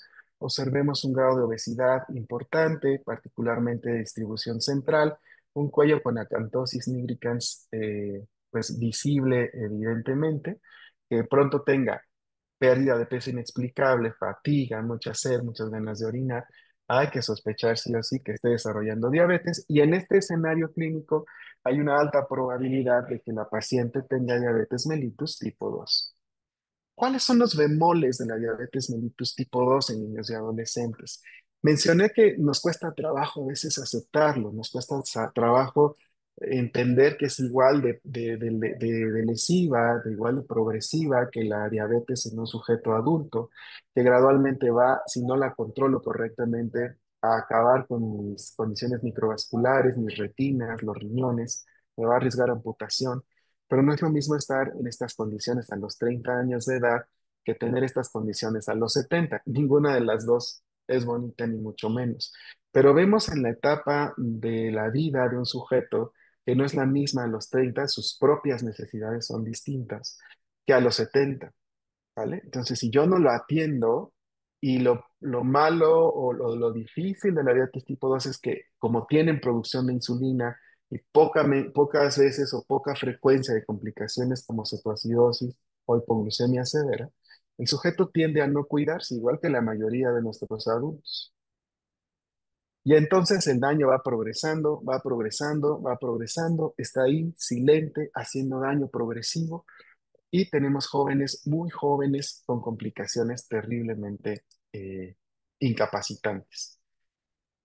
Bueno, esta nena, por primera vez la vimos el 4 de febrero del 2015. Esta es una nena que además está basada en un caso de una niña que vi aquí en el consultorio privado. Eh, la visita inicial, como quedamos en 2015, fue a los 8 años 11 meses, no traía síntomas, sin embargo traía obesidad con un índice de masa corporal de 27,3 a esta edad, que estaba muy por arriba del percentil 95, que es como se diagnostica la obesidad, un perímetro de cintura de 94 centímetros, que estaba por arriba de la percentila 90, la acantosis nigricans, que se ejemplifica aquí en el cuello, este oscurecimiento y engrosamiento de los pliegues, y en ese momento estaba en una etapa prepuberal, tenía un estadio de Tanner 1. Dentro de los antecedentes familiares relevantes, esta nena tenía abuelas, las dos abuelas, la materna y la paterna, con diabetes mellitus tipo 2 y su mamá también vivía con diabetes mellitus tipo 2 y además pues no tenía ningún tipo de cultura de control. Ninguna de las de las dos generaciones previas había sido adiestrada, no tenía muy claro que la diabetes, por lo tanto para ellos pues era una condición que iba a aparecer, que está en su vida, pero que no representa ningún tipo de esfuerzo para evitar el daño. Obesidad en los abuelos, en las abuelas, tanto de la rama paterna como materna, la mamá con obesidad, padre con obesidad y una hermana con obesidad. Hipertensión arterial sistémica en las ambas abuelas y una dislipidemia importante en la hermana y la hermana con síndrome de ovario poliquístico. Dentro de los antecedentes perinatales en el proceso interrogatorio, tenemos que la mamá se diagnosticó con diabetes mellitus antes del embarazo y no llevó precisamente el mejor control. Por eso la niña nace con macrosomía. Nace con un peso de 3.950 gramos y fue vigilada en la unidad de cuidados intensivos neonatales porque al nacer hizo hipoglucemia. O sea, desde la etapa de neonato sabíamos que esta nena tenía un riesgo tremendo para poder desarrollar alguna condición metabólica como diabetes mellitus. Dentro de los antecedentes personales patológicos, esta nena tiene obesidad desde el nacimiento porque tiene un peso alto. Se maneja desde 2014 por nutrición clínica para tratar de manejar la obesidad y presenta también un absceso amigdalino a los 6 años de edad y amigdalectomía a los 7 años de edad. En ese momento, su padecimiento actual, recordemos que no traía síntomas, en realidad la mandaron porque se empezó a sospechar que tenía diabetes tipo 2 y en ese momento solo tenía un manejo pues nutricional por la nutrióloga, tenía un plan de alimentación sin que este tuviera realmente pues un buen efecto. No tenían mucha adherencia, no tenían muy claro como por qué tenían que llevar un plan de alimentación. Traía algunos estudios de laboratorio, por ejemplo, en el 1 de octubre del 2014, que fue más o menos un poquito como 6 meses antes, su glucosa en ayuno estaba en 94. Para enero del 2015 ya estaba fuera de rango, estaba en 104. Ahí se le hizo una curva de tolerancia oral a la glucosa y se observó que 2 horas después elevaba hasta 254. Entonces, si bien la glucosa en ayuno no estaba tan fuera de rango, o sea, estaba cerca del 99, vemos como 2 horas después ya tenemos el diagnóstico. Se elevaba después de esto a 254. Y una segunda curva de tolerancia el 11 de febrero, que estaba con glucosa basal normal en 97, nuevamente eleva a 229, corroborándonos que esta nena ya tiene diabetes mellitus. En ese momento se midió insulina y produce insulina. Por lo tanto, podemos ir infiriendo por el contexto clínico que se trata, si bien de una niña todavía, con una potencial diabetes mellitus tipo 2, no necesariamente tipo 1. Su hemoglobina glucosilada en ese momento salió en 6.1. Vean cómo pareciera que no tuviera diabetes con esa hemoglobina glucosilada, pero la curva de tolerancia nos da perfectamente el diagnóstico. En ese momento se inició metformina, 500 miligramos cada 8 horas. Se monitoreó la glucosa igual que con una persona con diabetes tipo 1 para ver cómo se comporta durante 7 puntos. Son las mediciones antes y después del desayuno. Ahí van dos, antes y después de la comida otras dos, cuatro, antes y después de la cena otras dos, seis, y la de la madrugada, para poder ver un panorama claro de cómo se comporta. Se le dio un plan de alimentación. Y después se perdió. Pues finalmente la paciente y la familia, sin tener esta conciencia de enfermedad, decidió que pues no era necesario el seguimiento, se fue. Estábamos en 2015 y el 21 de mayo del 2018 reaparece. Para entonces abandonó el seguimiento ya por 3 años. El manejo durante ese tiempo pues, no incluía insulina, tampoco es que se tomara la metformina correctamente. Y sí se llegó a medir eventualmente la glucosa y realmente nos reportaba que tenía más de 300 miligramos sobre decilitro y ahora sí se veía completamente desgastada. Un polidipsia, poliuria, polifagia, irritabilidad. ¿Qué vemos en el laboratorio para 2018? Pues que ya incluso el basal, ya sin necesidad de estimular con una carga oral de glucosa, pues está en 207, ya tiene un diagnóstico franco de hiperglucemia. Y la hemoglobina glucosilada, que originalmente estaba en 6.1, ahora llega en 15.4%, haciéndonos saber que tiene pues hiperglucemia desde por lo menos 3 meses atrás, porque la hemoglobina glucosilada nos permite censar como por dónde andan los niveles de glucosa. Y cuando vemos 15.4, sabemos que tiene niveles de glucosa arriba de 300 todo el tiempo. ¿Por qué no cae en cetoacidosis? Que sí podría suceder, pero no había caído. ¿Y por qué no tiene alguna otra complicación en ese momento? Bueno, pues porque el cuerpo todavía produce insulina y porque estamos hablando de una niña todavía más o menos como de 10 años. ¿Vale? Luego, medimos autoinmunidad mediante anticuerpos y están negativos. Entonces, si no hay autoinmunidad, tiene obesidad, acantosis, este, y no ha caído en cetoacidosis, podemos inferir que esta nena tiene una diabetes mellitus tipo 2, porque además medimos la reserva de su capacidad pancreática, su capacidad de producir insulina todavía a estas alturas, y es de 2.37 de péptido C, lo cual nos dice sí produce insulina, pero como en los sujetos con diabetes tipo 2, los adultos, pues no funciona esa insulina. Ya es una insulina completamente que no funciona. que empezamos a trabajar con ella, pues evidentemente esta nena ya no va a responder con puros medicamentos orales, se inicia insulina, la insulinización temprana en ellos es fundamental, en ellos y en cualquier persona viviendo con diabetes y con cifras mayores a 300 persistentes. Empezamos insulina basal, le monitoreamos la glucosa, empezó su capacitación por la educadora en diabetes. Y bueno, empezó a hacer sus registros, empezamos a trabajarla igual con la hoja de cálculo y observamos cómo sus valores antes del desayuno al inicio estaban en 319 en promedio, después del desayuno en 433, la media antes de la comida estaba en 502. Esto inferido, aquí anotamos 600 cuando el glucómetro le marcó high, porque recordemos que el medidor de glucómetro, de glucosa, el glucómetro solo mide hasta 500 aproximadamente. En ocasiones un poquito más, por ejemplo, esta cifra que sí le alcanzó a dar de 573. Después de la comida llegaba hasta 523, 526, 547, 372. Con esto podemos saber entonces que la nena necesita un tratamiento urgente de manera multidisciplinaria. Se hizo, afortunadamente fue más o menos adherente durante este tiempo y desde hemoglobina glucosidad de 15 pasó a 5,8. Su péptido C se recuperó al bajar ya de peso.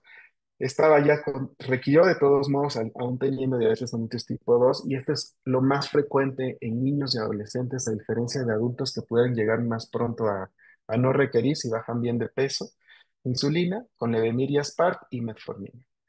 Esto fue más o menos en el 2018. Hoy día ya tenemos liberados más medicamentos incluso para el manejo de estos chicos, todavía con administración subcutánea, como análogos de GLP-1, y también ya podemos, me tocó participar en un par de ensayos clínicos para medicamentos glucosúricos, análogos de SGLT2, que se utilizan ya de primera línea, a veces incluso en adultos, que afortunadamente ya se están liberando con un rango de seguridad bastante alto para niños y adolescentes. En esa época no teníamos más que asegurar seguridad en el manejo con metformina e insulina, pero si esto sucediera hoy día, estoy seguro que podríamos intentarlo con otro tipo de estrategias. Y bueno, este es un recorrido muy general, pero que espero les haya permitido conocer más o menos hacia dónde o por dónde va hoy día el manejo de diabetes en niños y adolescentes. Y bueno, la idea y con todo lo que se hace actualmente en investigación y tecnología, pues es que este monstruito que es la diabetes, pues va a ser parte de la vida, pero no debemos pelearnos con él, sino gradualmente hacerlo más práctico, porque finalmente puede ser jugar a nuestro favor si lo utilizamos como este indicador constante de que debo llevar un estilo de vida lo más saludable posible. Y bueno, agradezco mucho su atención. Creo que lo logré antes de que terminaran las 2 horas. Gracias, Con muchas sismo y gracias. toda la cosa.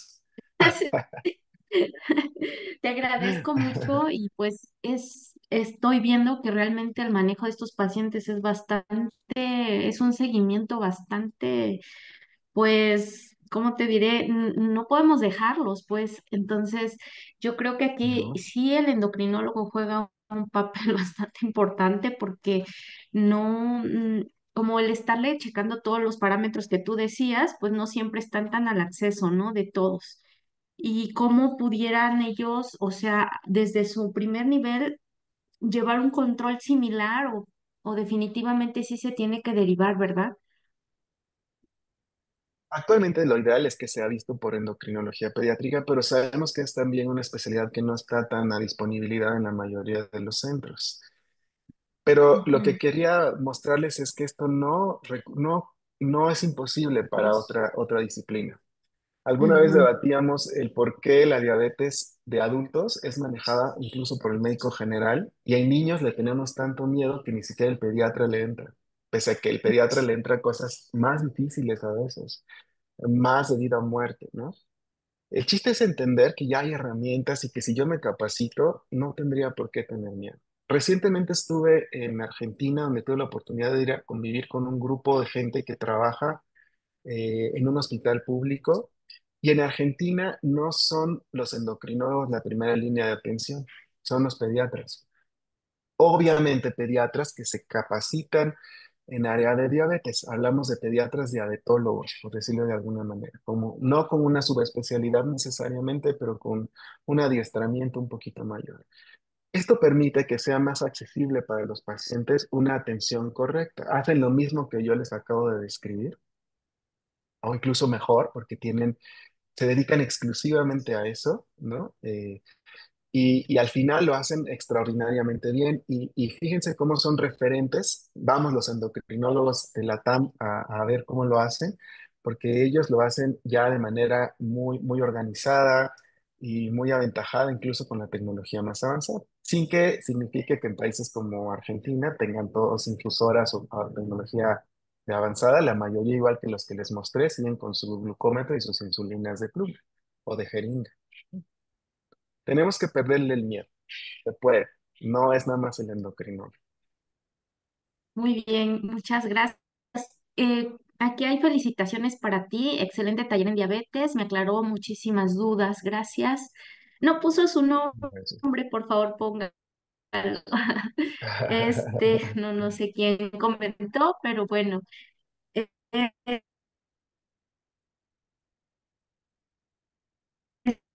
Ay, te dejé de oír.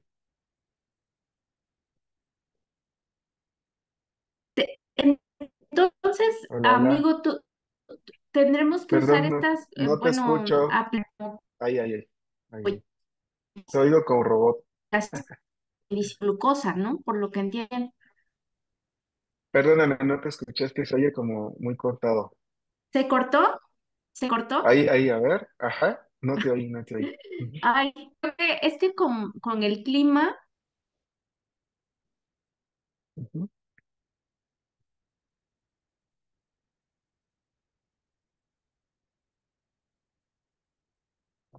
Hola, hola. No, se es congeló que, esto. es que creo que está fallando un poco. Hola, ¿me escuchas? Ahí, ahí ya te escucho otra vez. Fer, ¿Sí? ¿Ahí te escucho? ¿Sí te escucho? sí, sí, sí, ¿me escuchas? Sí. Por las condiciones del clima, creo que está fallando un poco nuestro Ujú. internet. Ok. Está lloviendo Ahí ya te bastante, escucho. Ahí ya te escucho. entonces ajá, Ujú. ¿ya? Sí, te escucho. Bueno, entonces primero, es que por las condiciones del clima ha estado fallando un poquito el internet, Ahí ya. Sí, sí, sí. no escucho. Pero ahí más o menos te Falla mucho escuché el bien. internet, sí. Ajá, sí, ha estado fallando ahorita Ujú. el internet por las cuestiones climatológicas. El huracán. Sí, claro. Sí, sí, sí. Habitualmente no sucede eso en esta red que tenemos, pero bueno. Entonces, algo que me pareció entonces importante es el usar esas aplicaciones por medio del Ujú. celular del paciente para que nosotros veamos cómo están los controles de glucosa, ¿no? Es lo que entiendo. Sí, o sea, finalmente si no mido, no sé realmente cómo está. No es clínico esto. Esto es necesariamente bioquímico. Entonces, si yo no mido la glucosa, aunque el chico luzca Ujú, relativamente bien, no tengo la certeza de que va a evitar la complicación crónica. Entonces, sería hoy día trabajar con diabetes de cualquier tipo sin medición de glucosa es inconcebible en medida de que no tenemos muy claro hacia dónde vamos. Pero con diabetes tipo uno ujú. hace la enorme diferencia entre lo que ocurría apenas hace 10 años, con complicaciones crónicas importantes muy tempranas, y personas que no tienen ninguna complicación a lo largo de su vida, mejorando significativamente su calidad de vida y su esperanza de vida.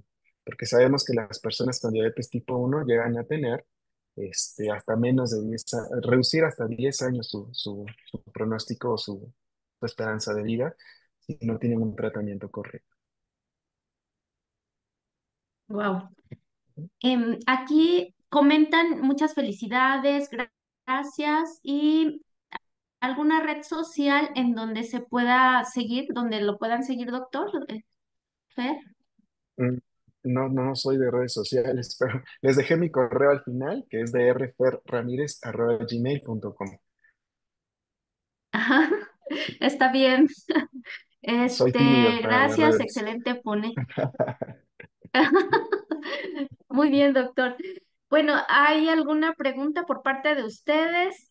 Ya veo que hay muchas felicitaciones por Norma Jiménez, Jesús Enríquez, pero quisiera yo, digo, después de esta ponencia tan importante, detallada, pues me gustaría saber sus dudas para aprovechando que está el doctor Fernando respondiéndolas. Y bueno, una pregunta en Ujú. cuanto a la experiencia que Sí. tienes, por ejemplo, los niños, como bien pusiste el ejemplo de esta diabética tipo 2 Ujú.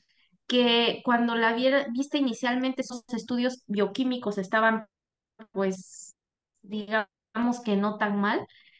Eh, En el límite. ¿Cuánto tiempo tarda más o menos? ¿Existe un lapso de tiempo? Porque pues normalmente o sea, en los adultos uno les dice pues 10 años, pero pues yo creo que es menos en los niños, ¿no? En que manifieste o debute en diabetes, con todos esos datos, sobre todo No, en una en diabetes obesidad, tipo 2 es igual. En diabetes tipo 2 ¿sí? es igual. De hecho, al Ujú, diagnóstico a veces ya son niños que debemos inferir que llevan por lo menos 5 o 6 años con diabetes, ¿no? Igual. En ellos, de ujú, entrada, hay que checar cómo está el ojo, cómo está la retina, pues, cómo está el riñón, cómo está la velocidad de conducción, porque igual que en el adulto, el daño pudo haber estado mucho tiempo antes. ujú. No hay un tiempo preciso, pronóstico, pero vamos, si desde chiquitos se ve el contexto clínico, la obesidad, la cantosis, pues entonces, pues vamos, hay que estar checándoles la glucosa en las consultas diarias ante la posibilidad de hacer igual que en el adulto, cuando van las campañas a picarle el dedo a todo el que ven gordito. Lo mismo hay que hacer en los adolescentes a partir de los 10 años y en menores incluso si vemos que tienen todos estos criterios, obesidad central, importante, acantosis, etcétera. ¿No? Gracias. Dice la doctora Nancy Enríquez, excelente ponencia, fue demasiado clara y un taller de casos clínicos al menos que a mí me ayudó a despejar varias dudas. Gracias por su ejemplo, doctor. La Gracias. doctora Claudia Alejandra dice que en los adultos se recomienda complementar con atorvastatina. ¿Se recomienda en los niños también? Ujú. Ok, mm, no como un medicamento de inicio, hay que hacerles primero los estudios. Si tienen descontrol glucémico, la mayoría van a tener dislipidemia, efectivamente, pero con un buen control de la glucosa, la mayoría van a tener entonces, y un plan de alimentación correcto, que aquí la clave es cambiar el plan de alimentación, pudieran responder y tener mejores niveles de colesterol. A veces estas hipercolesterolemias tienen también como un componente genético y si esta es persistentemente alta, sí, justamente solamente está por el momento validada atorvastatina y algunos ensayos con rosuvastatina, con dosis bajas, pero la verdad la mayoría de las veces, al menos en los que a mí me ha tocado tratar, no ha sido necesario de inmediato, a menos que de plano no tengan adherencia, la obesidad persista, el descontrol sea crónico. Pero un paciente pediátrico con diabetes tipo 2 creo que el comportamiento de recuperación es mucho mejor y más rápido que en un adulto cuando las cosas se hacen correctamente y normalmente la mayoría de las veces nos quedamos incluso solo con metformina y dieta.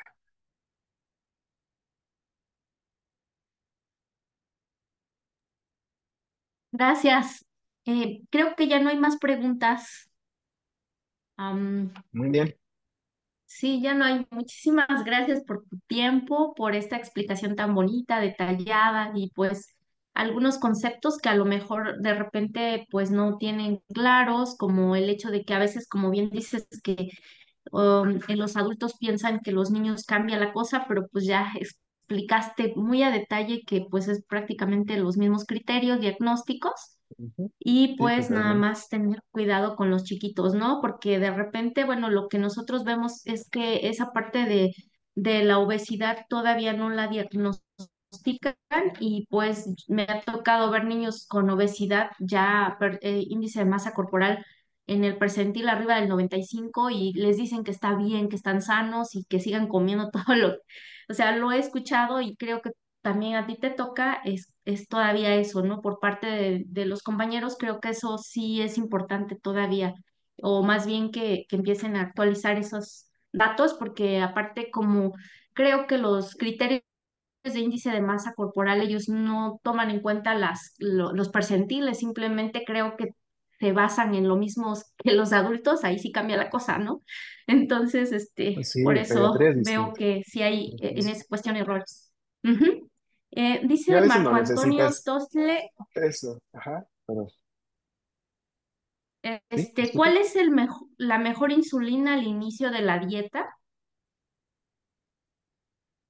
Ah, ok, la insulina de inicio, pues la mejor insulina la que el paciente puede obtener. Los pacientes que no, la insulina es cara, desafortunadamente. Entonces, si nada más tiene acceso a NPH y rápida, pues con eso. Si tenemos un buen monitoreo, vamos a poder hacer muy buen ajuste y muy buen control. Si el paciente tiene recursos, las insulinas más avanzadas nos pueden ayudar un poquito más, como Tresiba, que sería la insulina de Gludec, que en cuanto a basales es ahorita de las más avanzadas. La insulina Toujeo, que es glargina concentrada de 300 unidades por mililitro, también puede llegar a ser útil para que con menos dosis tenga una mejor absorción. Y las insulinas de acción rápida, pues idealmente tendríamos que utilizar análogas, ¿no? Como Aspart, Lispro o de acción ultra rápida. Pero algo que debe quedar claro es que si tengo poco acceso a los recursos más básicos, incluso con ellos se puede tratar a un paciente con diabetes y tener éxito en el tratamiento. No se trata de indicarle tratamiento más costoso que a lo mejor no va a poder llevar, porque pues es realmente costoso. Cuando estoy hablando de un tratamiento con insulinas de Gleevec y Lyumjev, a lo mejor estamos hablando de alguien que debe tener solo para la insulina. No estoy hablando todavía de las tiras reactivas, de la alimentación, de las jeringas o de las puntas para la pluma. Mínimo disponibles unos 2.500 pesos mensuales, más otros quizás 2.500 para sus tiras reactivas. ¿No? Entonces se va haciendo una sumatoria y ok, a lo mejor en un mes lo puedo lograr, pero si ya lo multiplico por los 12 meses del año y por el resto de mi vida, pues entonces puede ser algo extremadamente costoso. Ajá, sí, doctor. Pues gracias, sí, pues tienes razón, Ujú. sobre todo aquí en Oaxaca, que pues la población que nosotros vemos aquí en el Hospital Civil, por ejemplo, que pues, yo trabajo ahí, pues la verdad sí no tiene tantos recursos, ¿no? Entonces, bien dices, ¿no? Y hay que Dependiendo del tipo adaptarlo de simplemente. población. Ujú. Ujú. Y Hay pues que ya muchos adaptarlo. agradecimientos, Ujú. felicitaciones de todo el auditorio para ti, doctor. Y pues no sé si quieres Gracias. dar algún mensaje adicional. Nada, pues simplemente que esta pues más bien fue una charla de sensibilización, que vean que esa experiencia pues vamos, al menos dentro del país. No es algo lejano, no es algo que en una ciudad como Oaxaca, que conozco el contexto perfectamente, no podamos hacer, pero requiere que nosotros desde el punto de tratantes, de orientadores para los pacientes, nos quitemos un poco de tabús y miedos y podamos entrarle. La verdad es que le daríamos muchísima oportunidad y nos daríamos muchísima oportunidad de aprender algo que al final nos sirve hasta a nosotros mismos para desarrollar un estilo de vida pues más saludable.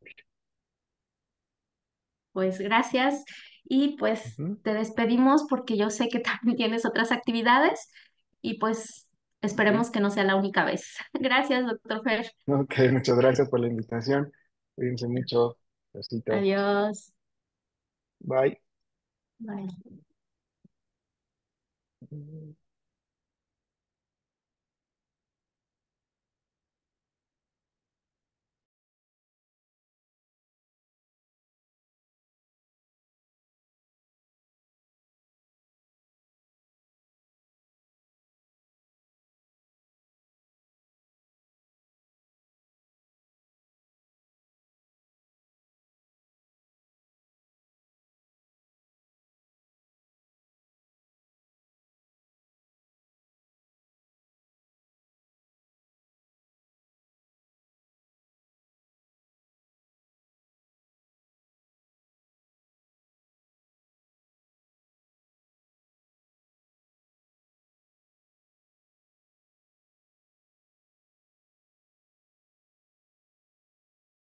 Ah, bueno.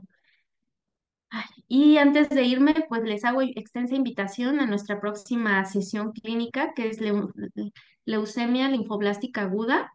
Esto va a ser a cargo de la doctora Carla Lorena Gómez Márquez. Ella es oncóloga pediatra.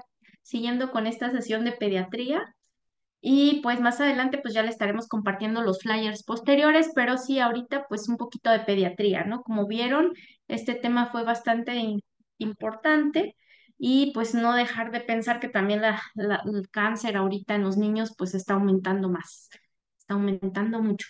Y pues por ahora no tenemos otros mensajes, les sigo dejando el flyer para que tomen dato y lo puedan compartir a sus compañeros. Antes de despedirme, les hice llegar aquí el formulario. Ay, no, esta no es, perdónenme, me equivoqué. No les quería yo compartir el formulario. Denme un segundo, les voy a volver a pasar el formulario. Este es, a ver, ya les voy a compartir.